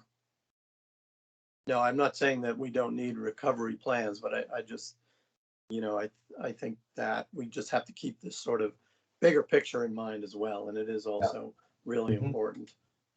Yeah. Let's see, Brian and Mark, you both have your hands up. Do you have more to say? Nope, sorry. Me neither. If it's me that has my hand up. Yeah. Oh, that's no, I me. just lowered it. Okay, thanks. Okay. I think you just put it back up again. Oh, I did. Oh, okay, there we go. Teams. It's a All right. different world. Yeah, Roz, go ahead. Again, piggybacking to what Paul said is I think that brings me back again to the idea of trying to piggyback and try to, we all separate ourselves based on our expertise. That's our natural way of functioning. And I just, and maybe the opportunities aren't there, but just if you have something that is the, interesting species to the public that gets support, there can't be ways to have these matrices or what have you entail, what other species could this bring along if we just add one more management piece, and looking at things from more of a community level. And I just think that's going to become increasingly important with the pressures and the threats that are coming their way. Mussels, fish, and bulrush. Yeah, seriously. Yeah. And from a more, I wonder if we need to kind of come at this from a more natural communities perspective and cross-pollinate, to overuse a term, amongst ourselves to get those on the ground. Well, let me, maybe I'll just, we have 60 seconds left. I mean, how does it feel to at least charge the SAGs to have this conversation at your next meeting, whenever it is, and just talk about what do you think the opportunities are to think about a mini recovery plan? What are the opportunities to maybe work across SAGs and think about ways in which there could be some synergies there.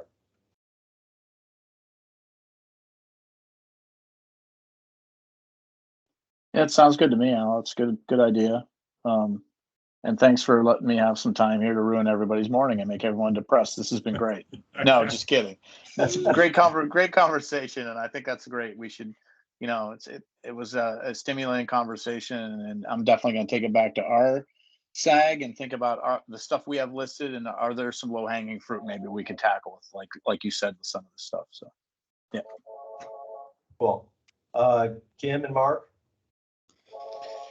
Just quickly to say that the Herb SAG has been working on a matrix that we intend to use for special concern species and what species we think should be considered a special concern, but it could be used.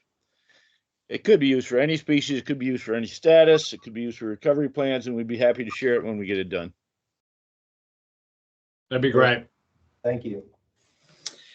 Yeah, and as far as the bird SAG, I think this is great because, at our last meeting, which I guess was last week, we launched into this subject. So we'll look forward to, can report back to folks and look forward to continuing it at our next meeting. Great. Yeah, Matt. Yeah, I'm certainly happy to bring this to the Flora SAG as well. We have tended to have fairly full agendas in recent meetings, just with a bunch of permits coming through, but we'll try to carve out some time to touch on this in some fashion. Obviously, with the number of species, we have to think about how this might work. It's maybe a bigger project for our group, but I think the notion of cross-pollination with other SAGs is potentially really fruitful. I mean, I'm particularly thinking about where we've got, a habitat like sand plain communities that have a whole suite of rare species. On the flora side, I guess I know less about if there's rare animals that are the groups there, but I would guess maybe there are that we could find some synergies to look at habitat goals around. Matt, speaking as a Flora member of the committee, in an era where fakery and charlatanism is rampant, in all seriousness, I will plug in if you need me to the flag. You know, I'm Sure. not to the extent that Liz may or may not be doing that, you know, as she tries to break away. But also, yes, there is certainly invertebrate, but really, truly speaking, as an invertebrate guy also, you know, it's a great opportunity and a great example. You know, insects and plants, you know, they go together.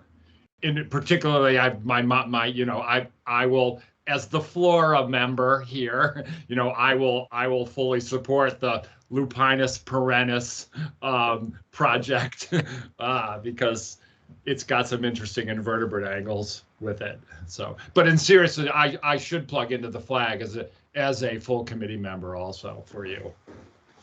Yeah, well, and that would be great. Obviously, given your expertise in the invertebrates as well, it's a natural connection for our two groups. So that would be great. Yep. All right, awesome. Thanks, everyone. Appreciate your input. Alan Calfee couldn't make it today. He did send me an email, and his primary point, he said we do have some a couple of nominations for the Sally Laughlin Award from past years, and but would love to see more. I think even though we are recording here, maybe I'll just say this out loud. I think the challenge is that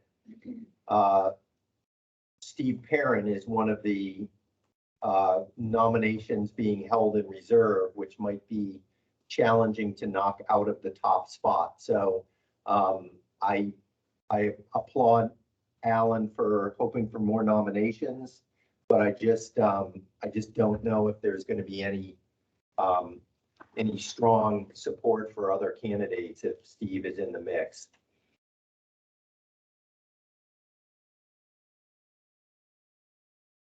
I guess that's another I guess just a quick point with this. We have I don't know, we don't have a fall meeting scheduled yet, do we? We do. We do? Okay, is it a September or October? September 22nd. Okay, yeah, that's another, I guess, so September 22nd is when our next meeting is, which is probably not all that long before the Dead Creek Wildlife Day. So it's possible we might want to think about a vote on this via email as opposed to waiting until the September meeting so we can kind of get some of the logistics in order. The other thing I'll just put out there that Alan mentioned is that with both Jim and Liz stepping off the ESC, he is the only member of the, what is it, the Education and Outreach Committee? Is that the name? Yeah, the subcommittee.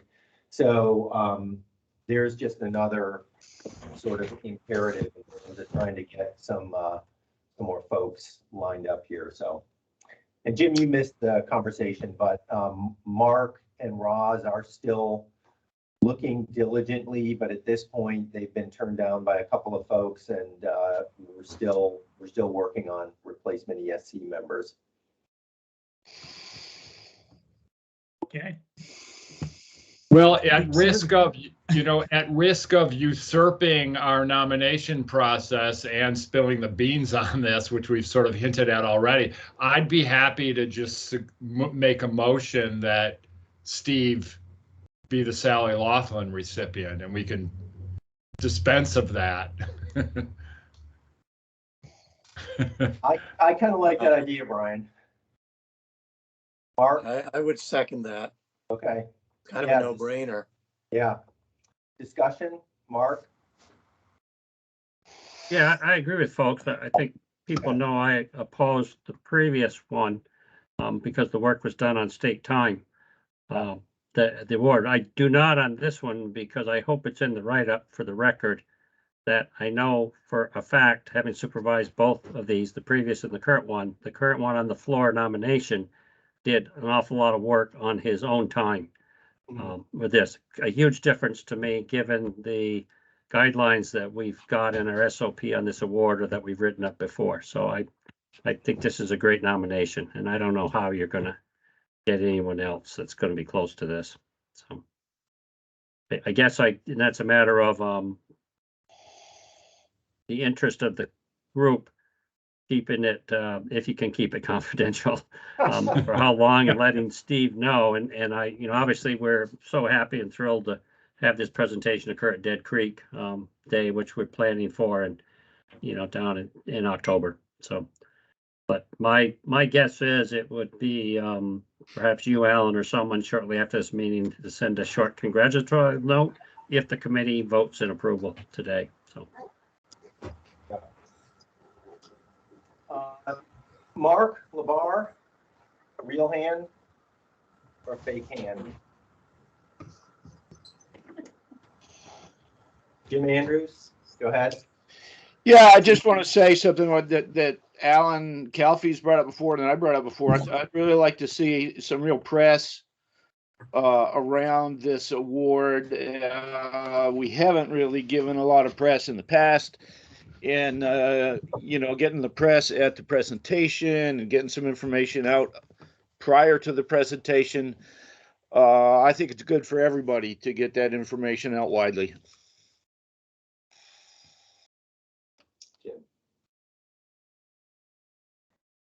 Great. Thanks for that, Jim. I totally agree.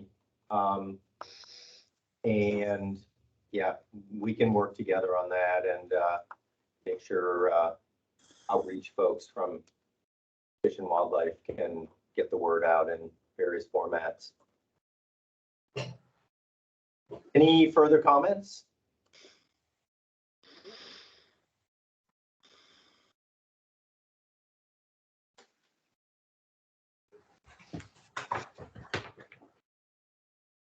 Of a quorum, I don't think, or no. I don't know. Mark, can you vote on this, Mark? We need you for a quorum. Yes, no, I can vote, obviously. The only things that we try not to vote upon is listing species or permits where we are probably involved with those. I think it's a matter of a judgment value of us being closer to the subject matter and needing to than not. So, but yeah, absolutely. Okay. And I don't know, Becca was here, if she's still here in this meeting or not. I know she had to jump off. Yeah. And we didn't get an ag person here today, did we? No. Okay. I don't think Carrie's here, but I mean, technically, I think if you abstain on a vote, we have a quorum. Yeah. I think we can vote on this. All right. Yeah. So all in favor of those awarding Steve Perrin the 2022 Sally Laughlin Award, signify by saying aye. Aye. Aye. Aye. Any opposed? Great. All right, that carries. Thanks, Brian. Great efficiency there. Paul. All right. Alan, just you may want to just reach out to Alan Calfee and maybe see if he wants to put on the record on this, just to just given his commitment to the award. Yeah. We have to hope that Steve Perrin doesn't go and find this recording that we have to post. You can actually edit the recording if you want. That's probably totally illegal, but yeah. I guess we could have. Then I better not. We could have gone into executive session. We could have. So, Yeah. Yeah. But it seems I don't know that Steve is sitting on the edge of his seat waiting at our meeting minutes or anything. So I wouldn't worry too much about it. I could just see the Washington Post article now. Alan's thrown chair for the Endangered Species Committee. The 5-minute gap in the recording. Yeah. All right. Well, Dorothy, great to see you. How are you? I'm good, thanks. Great. So next on the agenda, we're a couple minutes early. So, but yeah, let's go ahead and move forward. So, Dorothy has been, I guess, in contact really with Bob and the Flora SAG about essentially, I think, restarting the Bryfight SAG. I think, as I recall, maybe that we used to have a Bryfight SAG and sort of got folded into the Flora SAG. And Dorothy is interested in revitalizing this and starting this up again. So I invited her here to talk a little bit about where things stand and her interest in getting this going again. So the floor is yours, Dorothy. Sure. Could you pull up that document I sent you so people can have a look at it? Maybe. Maybe. You want me to share my screen? Yeah, why don't you do that? I think that might be the best. Hang on, there were a bunch of them. I have them up though. While they're working on that, basically the idea came up in the Flora SAG and we talked about it. And I put together a list of ideas about what we would actually, what bryophytes would benefit to have being worked on. And then we went over that, I think, in the Flora SAG and came up with a few more ideas. There you go. Maybe a little bigger. Yeah, I'll get there.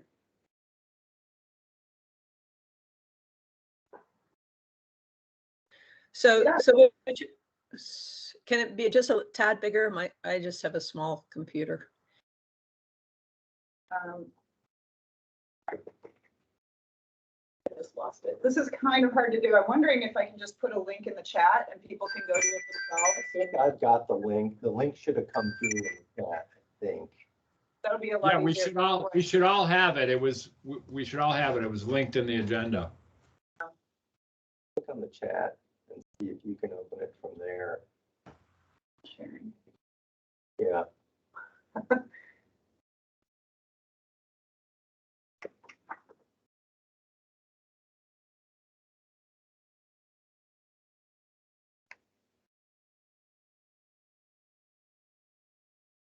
Let me know when you're ready. So it's in the chat. Everyone can just click. I'll provide the link. Otherwise, I can't see if people need to be admitted and things like that if I share my screen. Tell you what, let me go. Let me see if I can join and share. Hit me. Yeah. Okay. That works, Roz. The link. Thanks. Yeah, I won't think I'll be able to see it. I tried. There you go. That's great. Can you make it bigger? Yeah.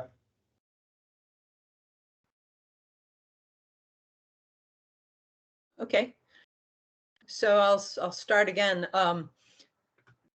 I started this off with a little bit of background information on bryophyte work that's taken place in Vermont. And Cyrus McQueen published a list of Vermont bryophytes. I think it was in the 90s. And in the early 2000s, the Vermont Fish and Wildlife Department funded some recovery plans, and one of them was for bryophytes. And the way we used that money was to refurbish the list, bring it up to date, add more species if there were more to add, remove species if there were some to remove, and so on and so forth.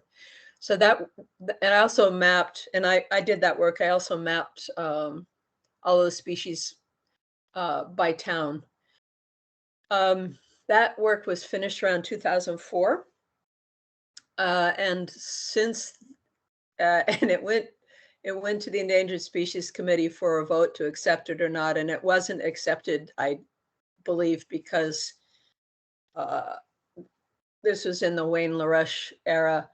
They didn't think it was a recovery plan. But anyway, doesn't matter.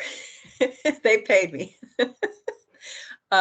So after that, time went on, and I did a lot of bryophyte inventory work, and so did other people. And another very important thing that happened was that the NSF funded the digitization of bryophyte collections, so that although I only had access to data from about 5 herbaria when I did my work, now there are many herbaria with easy access. When I did my work, I applied ranks to every species, SH to S5, based upon the data that I had available at that time. A little bit controversial. Some people thought you shouldn't have ranks until you have all your data in hand, but I figured we would just update as we went along, and that if it was ranked S1 now, it would be a flag for people to look for it. And that's what's happened now. Almost 20 years later, I've changed a lot of the ranks. I've kept up the list. I've changed a lot of the ranks over time. Some of them haven't changed, which is even more interesting. Some of the rare ranks haven't changed. And I've kept this online for people. I update it so often it didn't make sense to publish it in paper form to me. But currently at vtbriolist.org, you can find the current version of the list, and also a chronicle of the changes I've made over time. Then in the last few years, a lot more people have become interested in bryophytes, and we lost it. But anyway, you looking for VT Bryolist? I was, but I realized that everyone can follow my every move on Google here, so never mind. So there's about 15 people that I have on a mailing list, and we've done some field work together. When the idea came up to form a Bryophyte SAG, I contacted that list, and a number of people said they were really interested but didn't have the time or didn't think they had the expertise but wanted to be kept in touch about it. And then there were a few people who said that they were interested in it. So what you have here is a brief bio for each of the people interested in it. I know all of them, except I don't know Dr. Coe, who is a professor at Middlebury. But she's very interested and is interested in getting students involved in it somehow, although I'm not sure how. So it'd be me, Kristen, Matt Peters, and Eric Sorensen. And you all probably know everybody too, except for maybe Dr. Coe. If you come down below that, these are some of the ideas that we had for how people as part of the BryoSAG could help out. Just briefly, I use a ranking system that's modified from the heritage ranking system to accommodate mainly the lack of collection of bryophytes relative to vascular plants.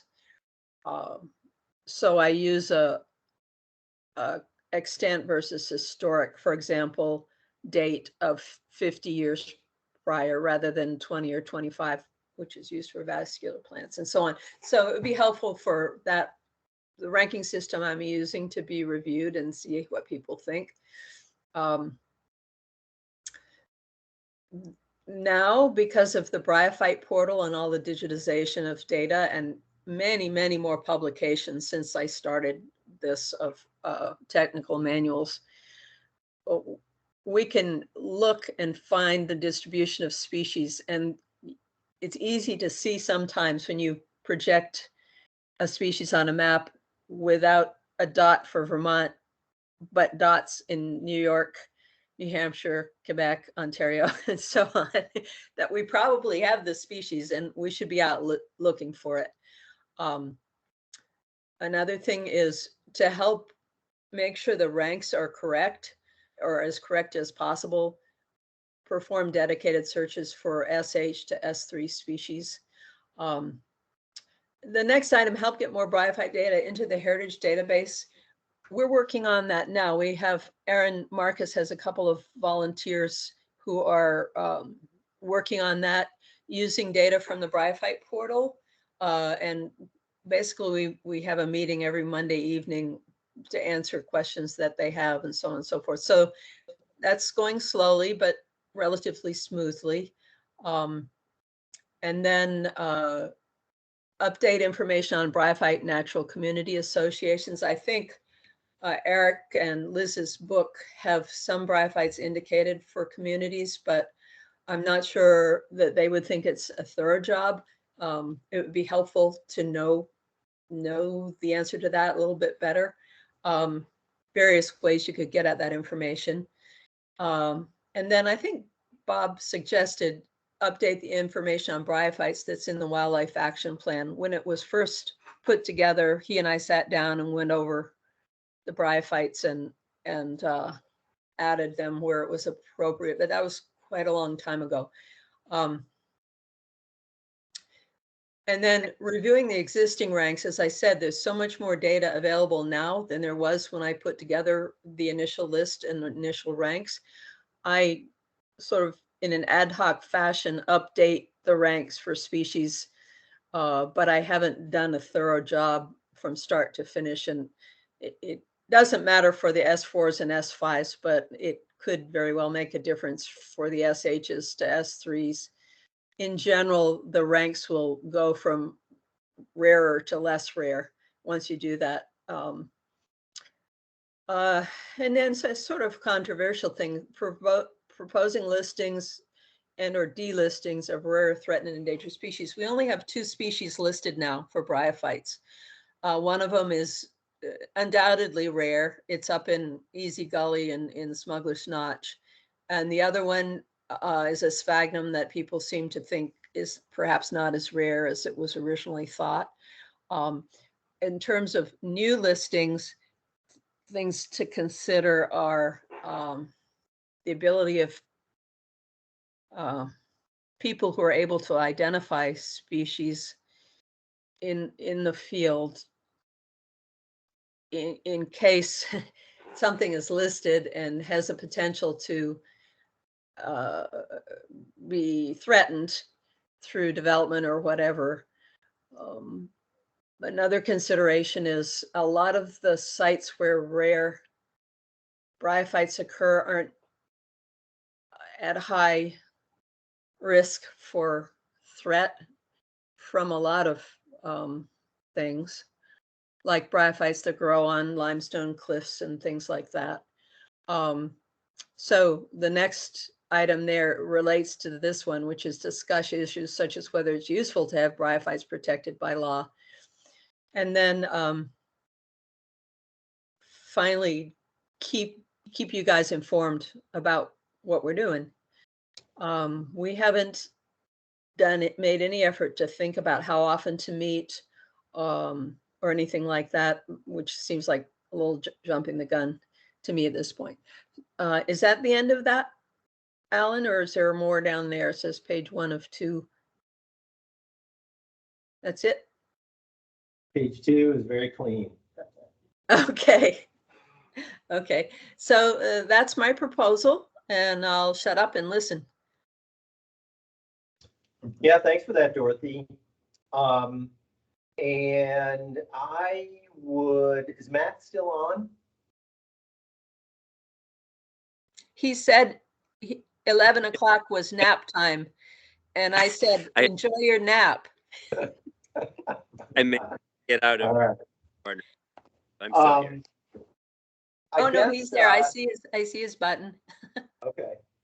Well, I was just going to say, I mean, to me, it seems pretty compelling, especially if you feel like you've got kind of a critical mass of folks who are interested in being involved. I was just kind of curious about hearing from Matt or Bob or Aaron, if you want to jump in about, you know, sort of synergies or need for, you know, sort of a split from the Flora SAG. Yeah, I mean, I'm happy to speak to that. You know, as it stands right now, I would say bryophytes get next to no attention in the work of the Flora Advisory Group. Do you think that's fair to say, Dorothy? I mean, we maybe briefly talk about updates now and then, or you bring us updates, but not a lot of consideration otherwise. Is that a fair characterization, Dorothy? Dorothy might be frozen. Yeah. Oh, nope, I saw her move. Well, anyhow, we certainly I agree, it's a fair characterization. Yeah. yeah, we certainly don't spend a lot of time on them, and given that there is this increased level of interest, I think it would be productive for us for there to be a separate group that is focused on that. I think the work to be done is different from the main things we focus on for vascular plants, since there presumably would not be a lot of time taken up with, permitting discussions and things of that nature that we spend a lot of time with in the Flora Advisory Group. So yeah, I think it would be great. It would be beneficial. I think we would, it would move forward a lot of work on bryophytes that otherwise is largely kind of stagnating or just all completely dependent upon Dorothy doing it. I wasn't here in the beginning. I don't know if Dorothy went through the history. Yeah.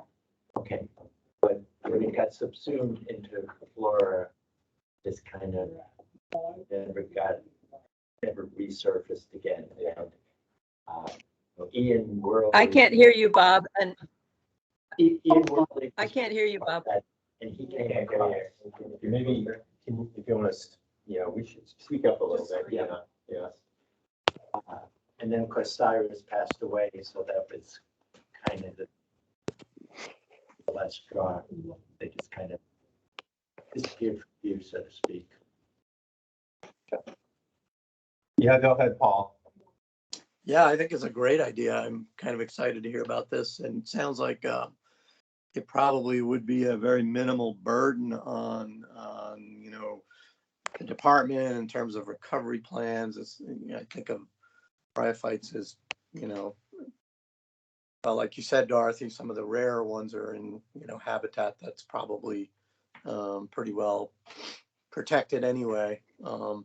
Quick question, are you guys, I know it's not the same group. Actually, I don't know what the group is these days, but what about lichens? Are you folks thinking that you might, embrace that huge world as well, or?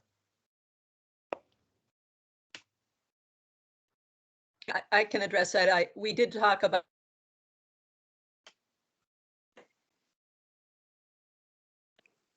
We're losing you. Like a species advisory group put together for those groups. Dorothy, you sort of froze. If you could repeat that answer, that'd be great. Okay, can you hear me now? Yeah, yep. Aaron Marcus is heading up the I can say what she's trying to say if you want. effort. Say what she's saying. Yeah. What? Yeah. Dorothy, you might turn your camera off and see if that helps with bandwidth. Sure. How about that? So far, so good. Okay, so Aaron Marcus is heading up a effort. There's a group to put together group. Yeah, sorry, we are losing you. Aaron is here though in the room. Aaron, if you want to reiterate or summarize, go for it. I'll try to speak toward the microphone. There. Okay. Savannah Ferreira and I actually are looking into making a proposal at the next meeting about fungal and lichen bag. We've discussed at the Flora Advisory Group and among the bryophyte folks, where it makes sense to have that, because there were discussions about should that be included in plants. And I think it's partly they're not even, fungi are not related, but also similar to the bryophytes, there's really no, for fungi, there's even dramatically less overlapping expertise, which is one of the reasons that bryophytes also aren't getting attention in the flora sag as it is because, I think there's not enough overlap of expertise for it to be sort of on the agenda very much, as much as just a side thing. And fungi and lichens need their own attention. Yeah, great. So I can talk more about that maybe next if you want to put it on the agenda? Yeah, no, I think we'd be happy to entertain it. I guess, I don't know, maybe. Well, let me just hear if there's any other comments from the ESC about the a Bryfight SAG.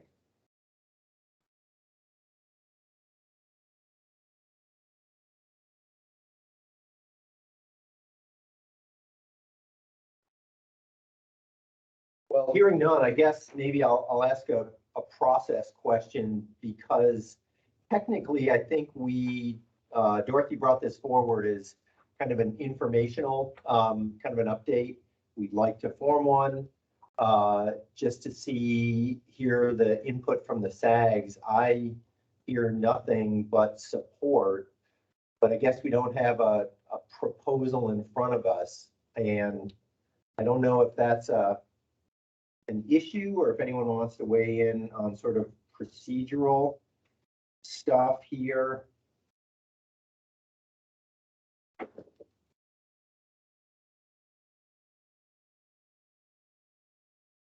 And being the only one who's probably read the user's guide lately, I feel like I should know that, but.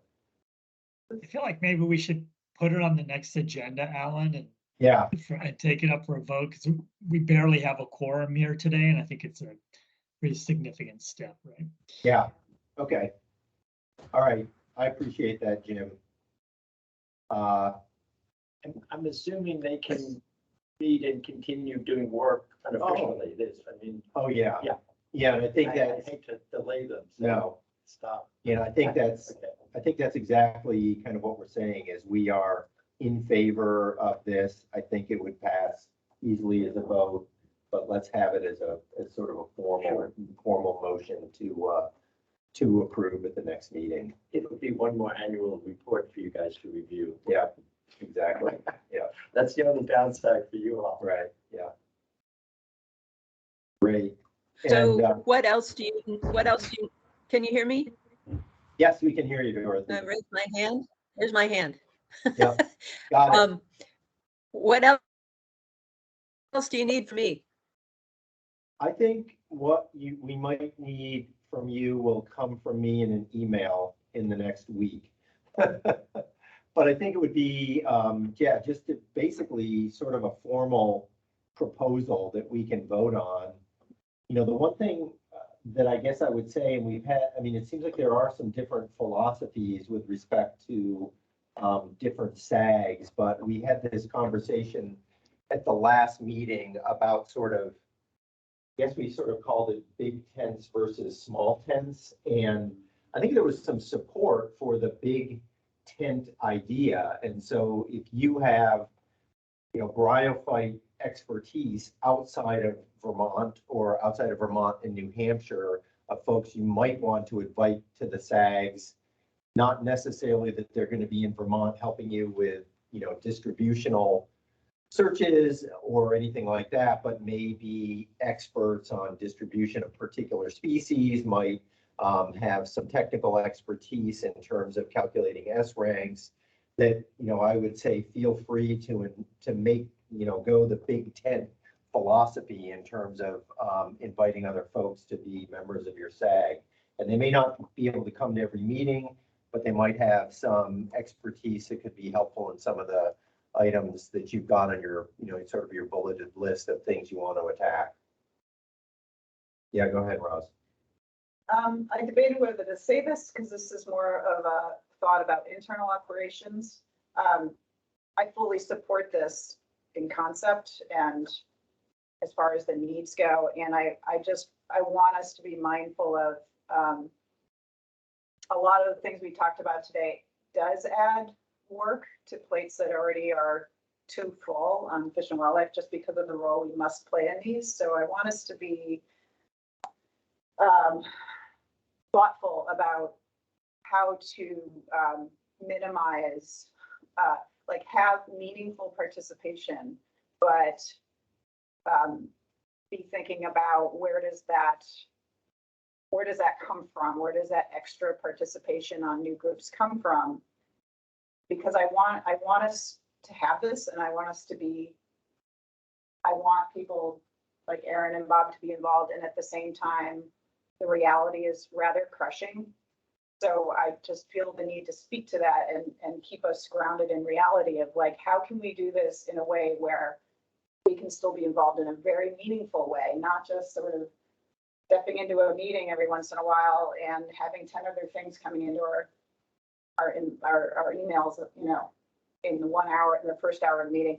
So it's hard to, you know, I don't think I had a full appreciation before working for the department for just how intense it is. And now I do. So I feel compelled to make note of that and for us to think realistically about how to keep on the Fish and Wildlife perspective on these committees in a meaningful way.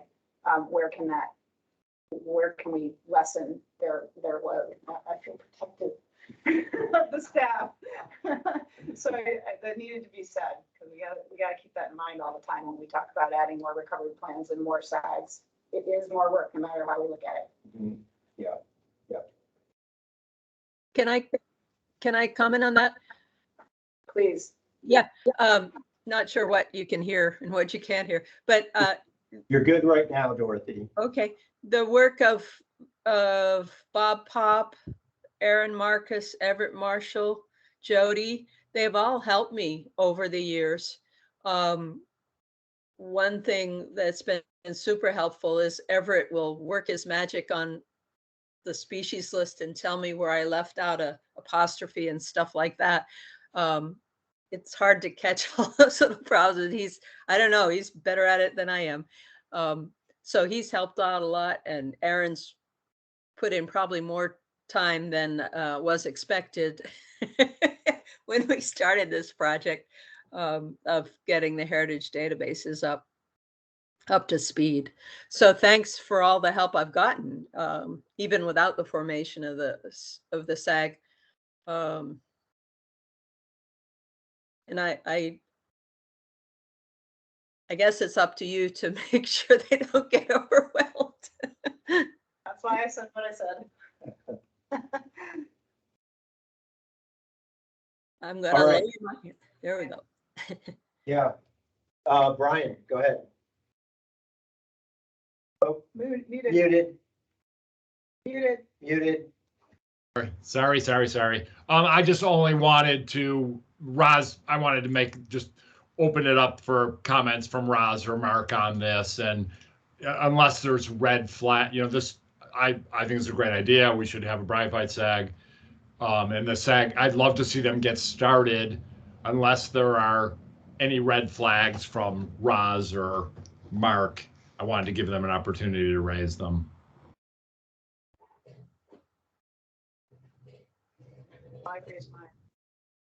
Yeah, which echoes mine. So I'm happy that we would more formally discuss this at the next meeting. That gives me a chance to process a little bit more. And what does it really mean? So when you start formalizing another group like this, and there's an expectation on our staff to be involved with it, that ups the ante a fair bit. So that's my thinking right now. So I want to have that internal discussion with Roz and potentially others, and really, what does it mean? Which fortunately we got some experience with staff being involved with the other SAG committees. Not that I think it's awesome, just a matter of capacity right now. If we say this all the time, if RAWA passes, perhaps it'll be moot, and we will know that by the next meeting. So Yeah. Well, I guess in terms of next step, what I would think I'll do is, I think this is a first since I've been on the ESC in terms of entertaining a new SAG, but I'll put together, I guess, the key points that I think should be included in a proposal, and I'll just send them out to everybody and we can go from there. And yeah, Aaron, if you want to sort of follow that format for lichen and fungi for the next meeting, go for it. Yeah, and I'll copy you in the email too. Great. Did you have a last word, Dorothy? Yeah, I did. Just to speak to what Brian Pfeiffer said, the work is going to go on. It's not like we're doing nothing while we're waiting. It just perhaps will be a little slower. I've been working on it on my own, pretty much on my own since the recovery plan days. So I'll just keep on keeping on. Awesome. Thanks, Dorothy. Sure. Firefights. I'll see you later. Good to see all your Bye. faces. Bye-bye. Great. Thanks a lot, Dorothy. Yeah. All right. Let's see here. Yeah, thanks, Marcus. Appreciate it. Aaron, sorry. I did that a couple times. Quick break, Alan. Quick break. Let's see. Yeah, I've got Jim stuck in here for a couple things before lunch. We're behind schedule, but yeah, if people want to take 5, go for it. Wait, I actually, well, can we push through and cut it off at lunch? I mean, instead of firm noon deadline? Sure. It's fine with me. Fine. I need to run out at noon. That's my only personal, but I'll be back, you know, but if people have the fortitude, I'd love to see if Jim can squeeze it in by noon. Okay. What do you mean by fortitude? If you have the fortitude to stick around for another half an hour, yeah. Wait, we're going to talk about the slime mold SAG.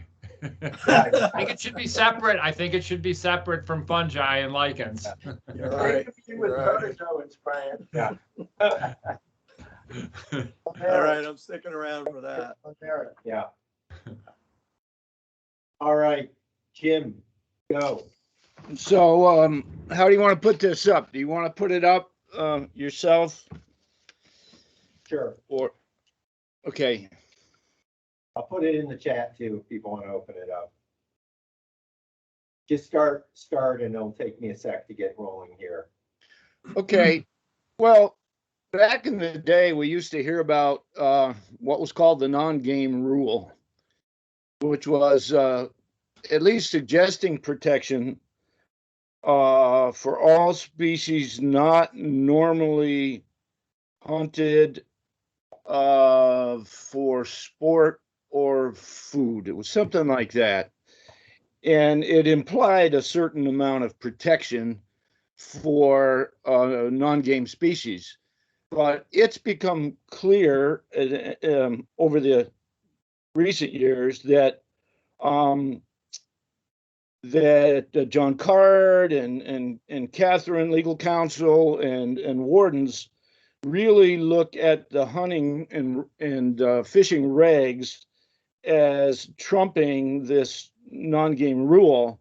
And so the way things really exist now is that, for example, for me to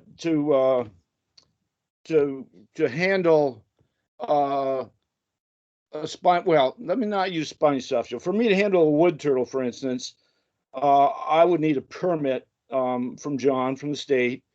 But on the other hand, if I wanted to shoot that wood turtle, all I need is a hunting license. Another example would be that if we decided at some point that spiny softshell turtles are doing pretty well, they don't need to be listed, and we delist them, there's no backup protections that they have, such as you might find for, say, the Migratory Bird Act and for birds. So we have a creature that legally people could get a hunting license and go out and shoot spiny softshells were they not listed.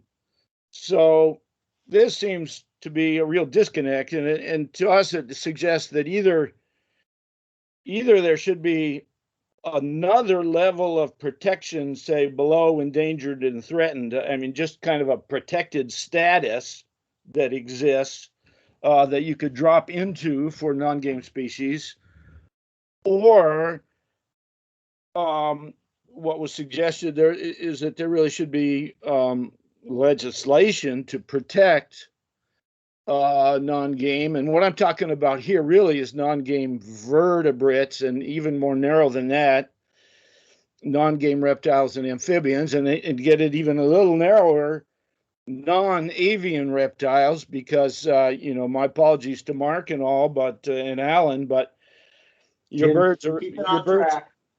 Keep it on track. Your birds are really ours.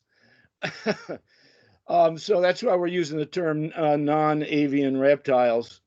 So there is that concern that, and we just want to raise the awareness that there's protection through listing, but once not listed, non-avian reptiles and amphibians can be shot with a hunting license. Not to say that we see people doing that. We do see a certain amount of turtles being shot.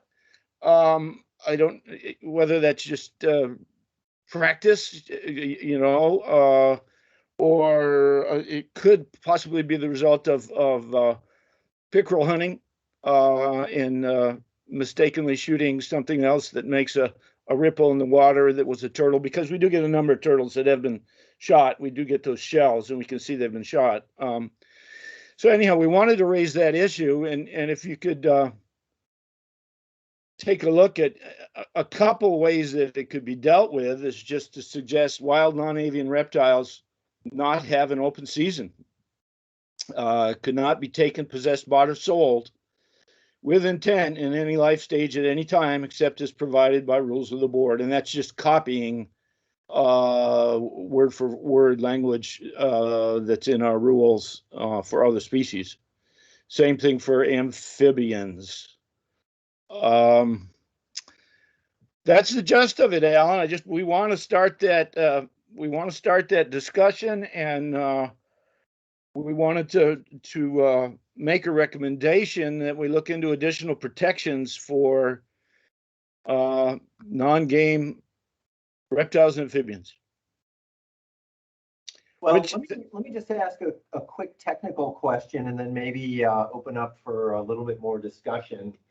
Are you thinking that take is going to be the same definition of take that we have in the endangered species law? And I guess I bring that up from the standpoint of, all the work that's done with amphibian crossings and thinking about the ways in which, people, herpetologists pick up a frog to, show a student different, characteristics or things like that. I think we have the same definition of take as we have in the endangered species law. That would probably be illegal. Am I correct?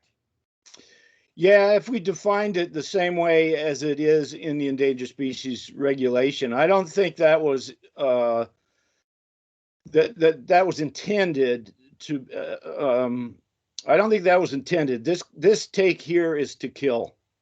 I guess it's just a nice way of saying kill. Not kill. Okay, kill's fine. I was, never mind. Quoting the Bible. Well, no, that was my first question also, and kill might be too simple because collect might not necessarily mean kill as well. Mm-hmm. Yeah. Go ahead. Just a quick one, Alan and others. I've asked the Director of Warden Services, Colonel Jason Batchelder, to join us during this discussion. So I'd recommend if there's any legal questions or things come up on enforcement that we ask Jason to comment. Sure. We did not suggest that this language could not be clarified or tinkered with. This is just to throw out a draft and get the discussion going.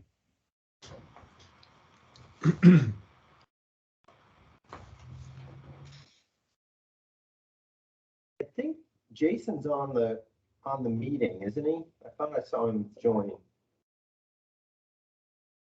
Yeah, he is, and that's why I made that note. Yeah. Yeah, I'm here, everyone. I'm happy to chat about it. And so far, Mr. Andrews, sorry, I don't believe we've met, but I believe you're spot on with your assessment. And you know, I can't say it's something that you know, we point to as being super proud of, but it's something that you know, as wardens and as a department, I don't feel anyone's opposed to this discussion. And in fact, if you look at Title 10 and some of the ways that Title 10 works, perhaps when many of the laws that we're looking at now were crafted, these sentiments surrounding the creatures we're talking about were not considered. So I'll leave it there, and I'll happy to answer questions, and I'm happy to be part of anything moving forward. As I hope that everyone here knows, we would love to help with this situation if that is the wish. Thanks for that. Good to meet you. Good to meet you too. I have one other question, maybe, I don't know, just to move it. You know, I don't know that we'll spend a ton of time talking about this, but I just, in some ways, I don't, seeing this so late, I haven't been able to place that language in the broader statute. And I would suggest that I'd love to see this placed in the context of our enabling statute and other species that may be protected in this way. I'm not sure how this carve out for herps fits in with other vertebrates or invertebrates or plants, for example, that may fall similarly under the statute. Well, I think we do have to keep in mind that were this to become proposed legislation, that there probably would be people who would be interested in expanding it to include other species that are not game species. And for instance, coyotes come to mind. We're not, you know, we're just trying to address reptiles and amphibians here, in part because that's what we advise on, but also in trying to keep it less controversial.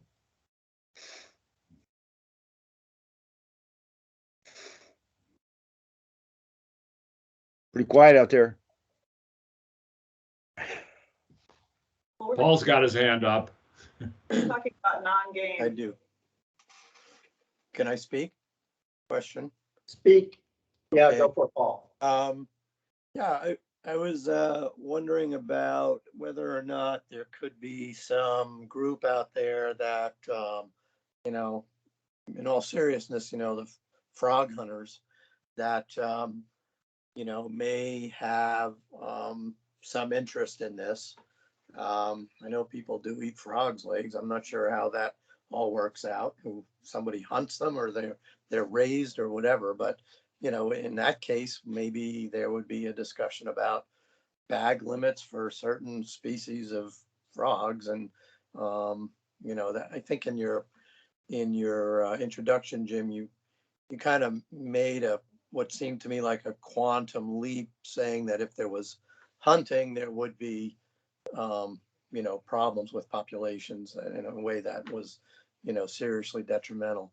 So, you know, for maybe the sake of the frog hunters out there, I just wonder if that was, you know, something that we should be thinking about. And then the other question I had was, would there be some kind of a carve out for the ability to actually shoot invasive reptiles and amphibians? I just was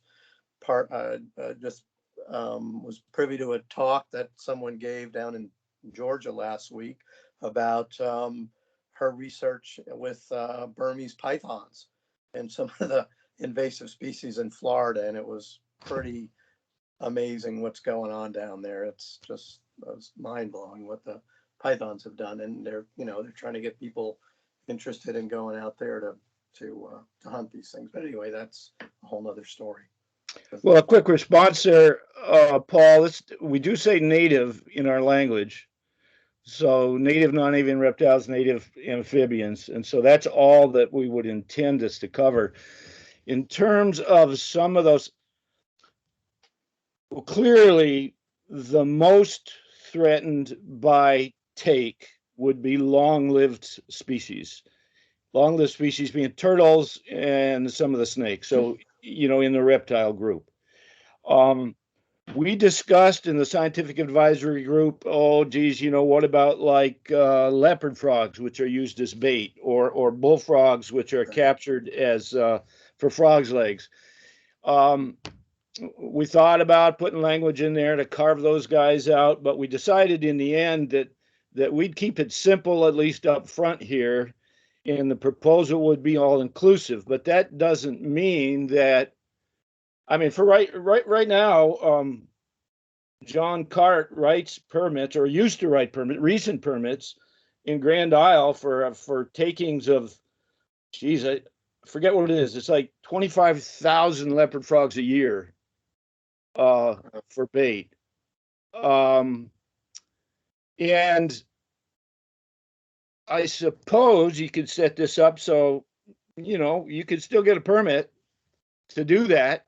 You could get a specific permit, but if you didn't have the permit, you shouldn't be collecting and selling frogs for bait, or collecting and selling frogs for food. I don't know how big a group.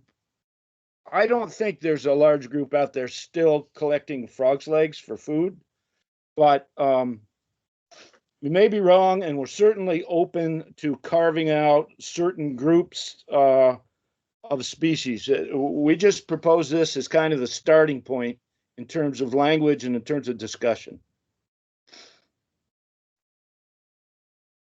Okay, and how about invasives? Shooting invasives? There's nothing here that would stop that, because we're only talking about natives. Got it. Yeah. As a matter of fact, in a few minutes, we're going to encourage you to go out there and shoot red-eared sliders. I'm ready. Okay. Well, I guess, so my thought is perhaps bringing Catherine into the conversation and talking to her about what this might look like in terms of, as Brian said, sort of context, what this might look like in terms of actual insertion into the statute, and maybe get the legal take on what this might need in terms of moving it forward.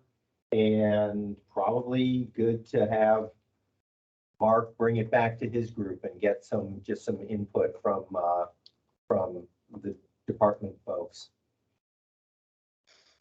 Yeah, especially the wardens as well. Yeah. We just as an aside, we invited Warden Justin Searcy to join us in these discussions, so that we did have some input from wardens up front, and he was helpful. He was a good part of the group. It was good having him with us.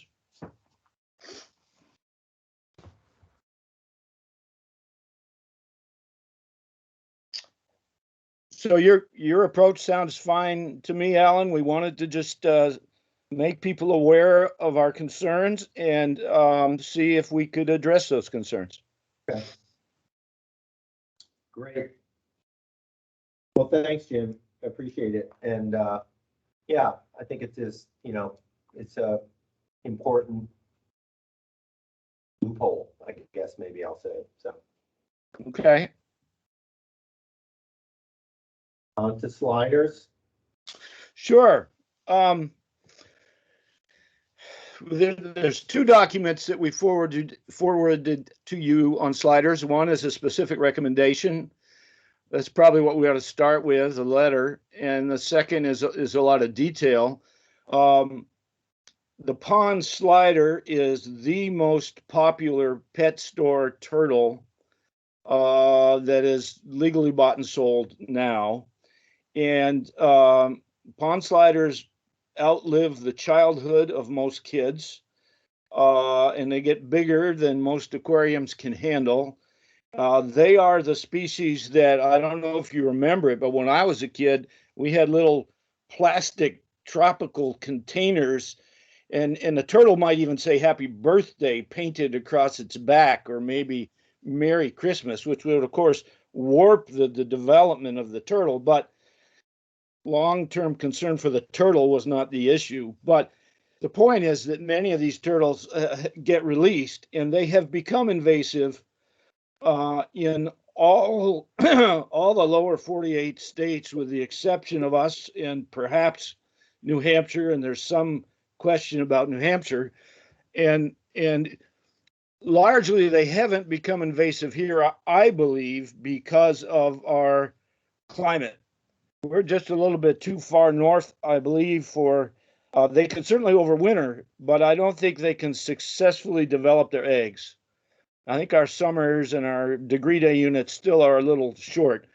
So to me, this was an opportunity, and to the scientific advisory group, to be proactive in terms of a species that with climate change may become an invasive species here as well.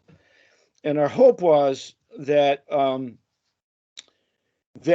that we could make this species, we take this species off the list of allowed pets to buy and sell in the state, to buy and sell and to import, but not to touch the ability to keep one if you have one.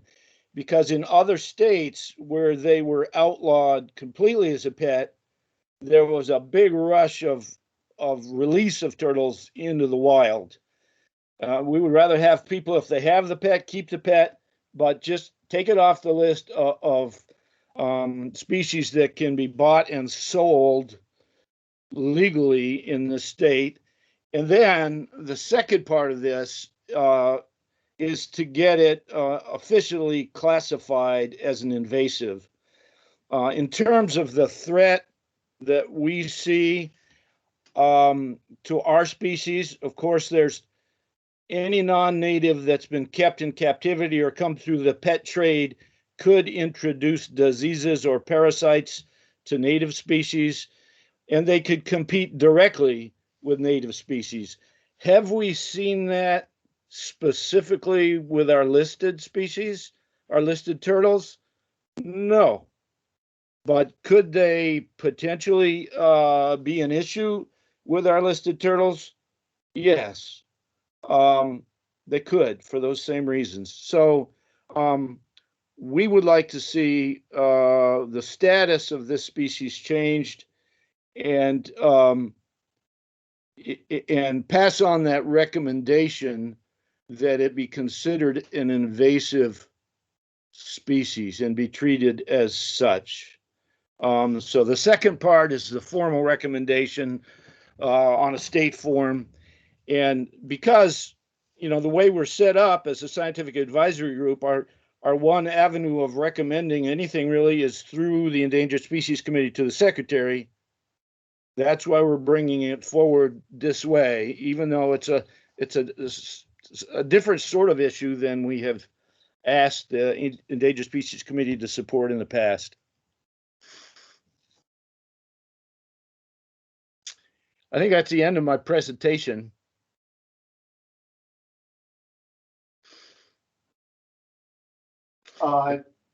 Jim, maybe I'll then follow up. So would you be looking for a kind of a letter of support from the Endangered Species Committee about the invasive listing? That letter that we sent to you should include both asking for support for listing as invasive and changing the regs, adding this species to the list of of non-native species that you cannot keep, that you cannot buy, sell, or import into the state, but that you could keep as a pet. Yeah, a letter of support, essentially forwarding on the letter that we sent to you with your support, or additions or amendments.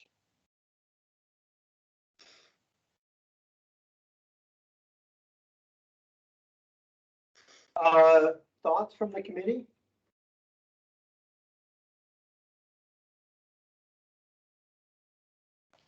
Let me clarify one thing. I've been talking about pond sliders, but you see the name red-eared sliders. Red-eared sliders is one subspecies of pond sliders. It's the prettiest subspecies. So that's the one that we generally see, but we wrote this to cover all pond sliders as opposed to just the pretty ones. Got it.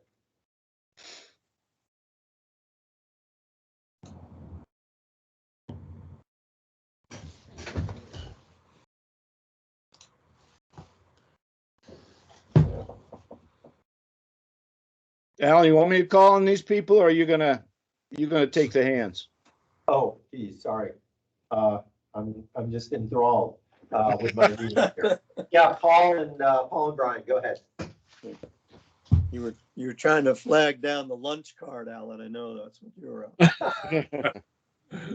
up. So here's a question. So, let's say, Vermont gets a heck of a lot warmer in, the next 20, 30 years, and the native southeastern species makes its way into Vermont, because the habitat is now, ideal for it.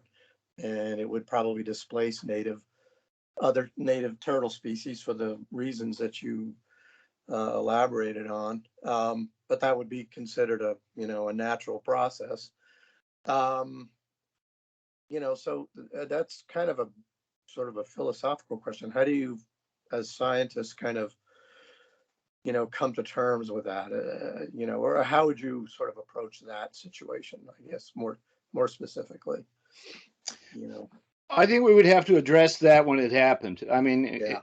Currently, what we're seeing, and I didn't mention it, but it's in the documentation here, we have seen them laying eggs in this state. Some of the released red-eared sliders, we've seen them laying.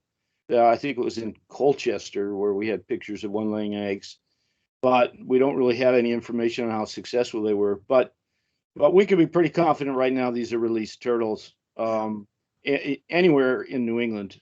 Are they represent, more of a super race, or they're not hybrids or anything like that, are they? I mean, are they? No. Yeah. No, the strong competitors though. I mean, you could kind of put them in the I don't know, rock pigeon, starling category.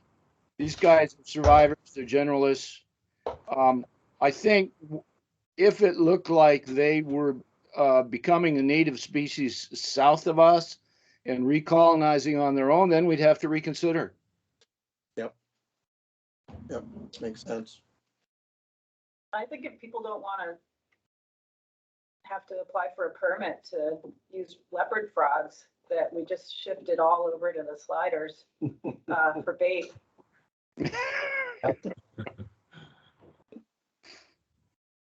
Yeah, Brian. Are you looking for us to approve the work, the invasive listing worksheet? I'll confess it came late and I didn't get a chance to really spend a lot of time with it. Do we want to vote on this meeting, or can we table it and do it in the next meeting? I am looking for support, or the SAG is looking for support and forwarding this information from you with your support to the secretary. However, that could certainly happen at the next meeting if that is the preference of everybody involved here. I won't hold it up, but I lost track of when this one came in. I don't think this is particularly time sensitive. I mean, we've been living with this for a while and the climate is certainly warming, but I don't think that a few months is going to make a huge difference.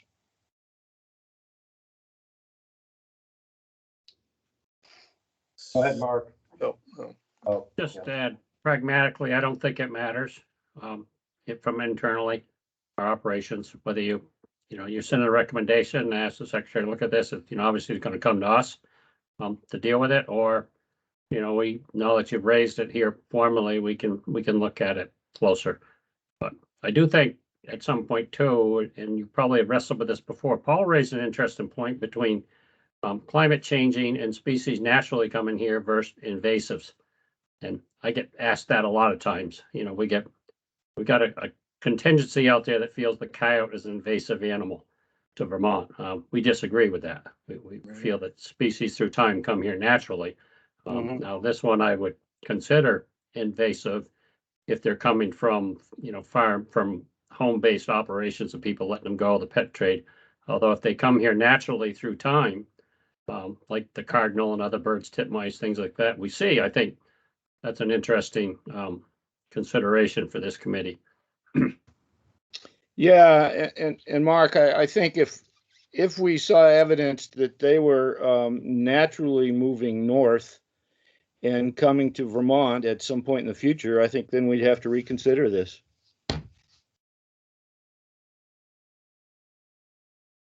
But they aren't native now. And this could help protect our native species that we have now. Jim, go ahead. Yeah, just so I'm clear, this is a rulemaking process for listing this as to do this, Mark? Jason, do you know right offhand? This deals with our importation list, and I think yes, Jim. But Jason, are you still on the meeting? Do you know right offhand? I'm here. Could you just ask me the question again, Yeah, Mark? the question is if we want a species like the red slider to be added to restricted to our importation list to be considered, invasive. What process is it? The commissioner listing it, or is it through commissioner's rule? Is it through a board rule? What? I almost think board rule, but do you know? Check it. I believe it's commissioner adding it to the list, and okay, I could be that's wrong, what. but Yeah, I'm a little unclear in that process. Yeah, but it might be a real easy one, Jim. So it's a good question you asked. That's why I said it doesn't. For us, it's on our radar here. It doesn't matter if this letter formally goes to the secretary or not. We can regroup on this one. But I think what's important is we hear from you folks on the science part of things that Jim raised. It looks like John might know, Mark, better than me. Yeah, John, you on now? I think I just jumped on from a different meeting. I didn't catch it all, but to add the species as a restricted species on our importation list is just the commissioner signing off on an updated list. It doesn't have to go through rulemaking or the board. To add it as an aquatic invasive species, they have to update the rule because of the arcane way in which DEC's rule works. They define the species. They define invasive species by the species on the list. So that has to go through rulemaking. There's actually two different processes in essence. Yes. So, yeah. Yeah, I think it's worth us taking it up at the next meeting, Alan, and shooting for the most expedited way to get this moving forward after that. Thanks, Jim. That'd actually give us some time to sort through too. And what do we do with turtles that are already here too? So we got to be careful how we handle that.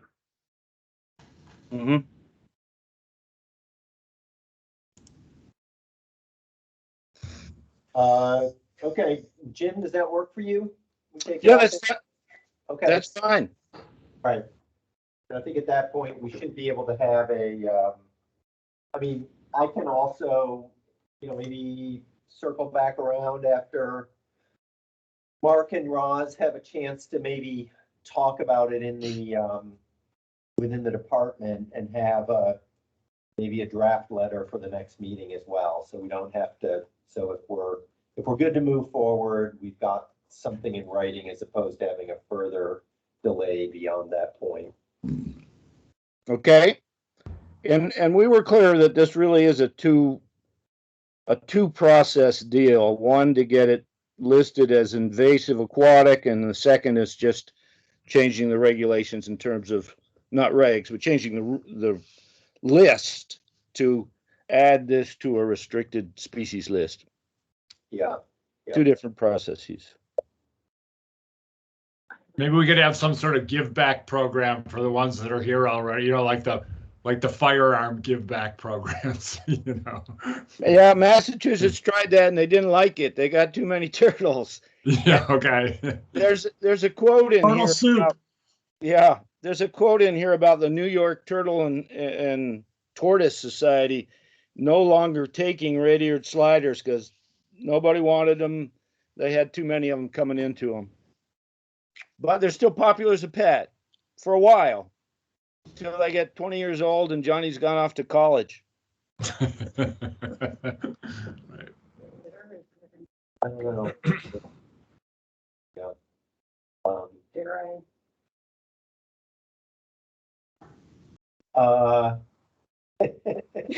Yeah, so Roz is mumbling about whether or not there might be other species that should be, if we go through the rulemaking process, are there other invasive species that we might want to consider? And maybe I'll just put that out as a unanswerable rhetorical question at this point, but maybe worth bringing up at the September meeting if some of you have ideas about that. And I don't know if there's any other herps as well, Jim, that Burmese pythons. Keep them Yeah. out of here. It's going to be some time before our climate gets to the point where we can support Burmese pythons. I mean, that may well happen, but right now our climate is just. They never know. They Yeah, might crossbreed with, a cold hardy variety from the Himalayas. There actually, yeah, and there are some invertebrate species that we may want to put on the radar that I can work on. Okay. In this case, if it's specific to the aquatic invasive species rule, you might want to segment that, and maybe with whatever fish that is, that's coming through the locks in New York to Lake Champlain, there may be a fast-tracked effort to update that rule, to put that fish on it if it's not already there. So you might be able to tag this turtle on that process. Well, the aquatic one would be dragonfly nymphs that are brought in for mosquito control in ponds. Oh, Got it. Yeah, right. so you like mosquitoes, Brian? What's going on? Right. Mine would rather spray. We're not going there. All right. All right, awesome. Thanks, everyone. Why don't we take, what did I say, half an hour? We can do 25 minutes for lunch, and then we've got permit stuff to work on. Yeah, thanks, Jim, and thanks, Jason, for dropping in as well.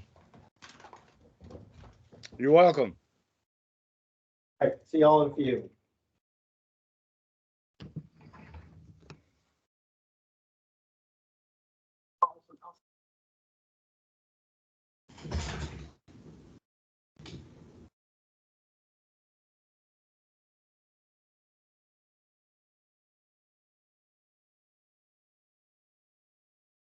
just started.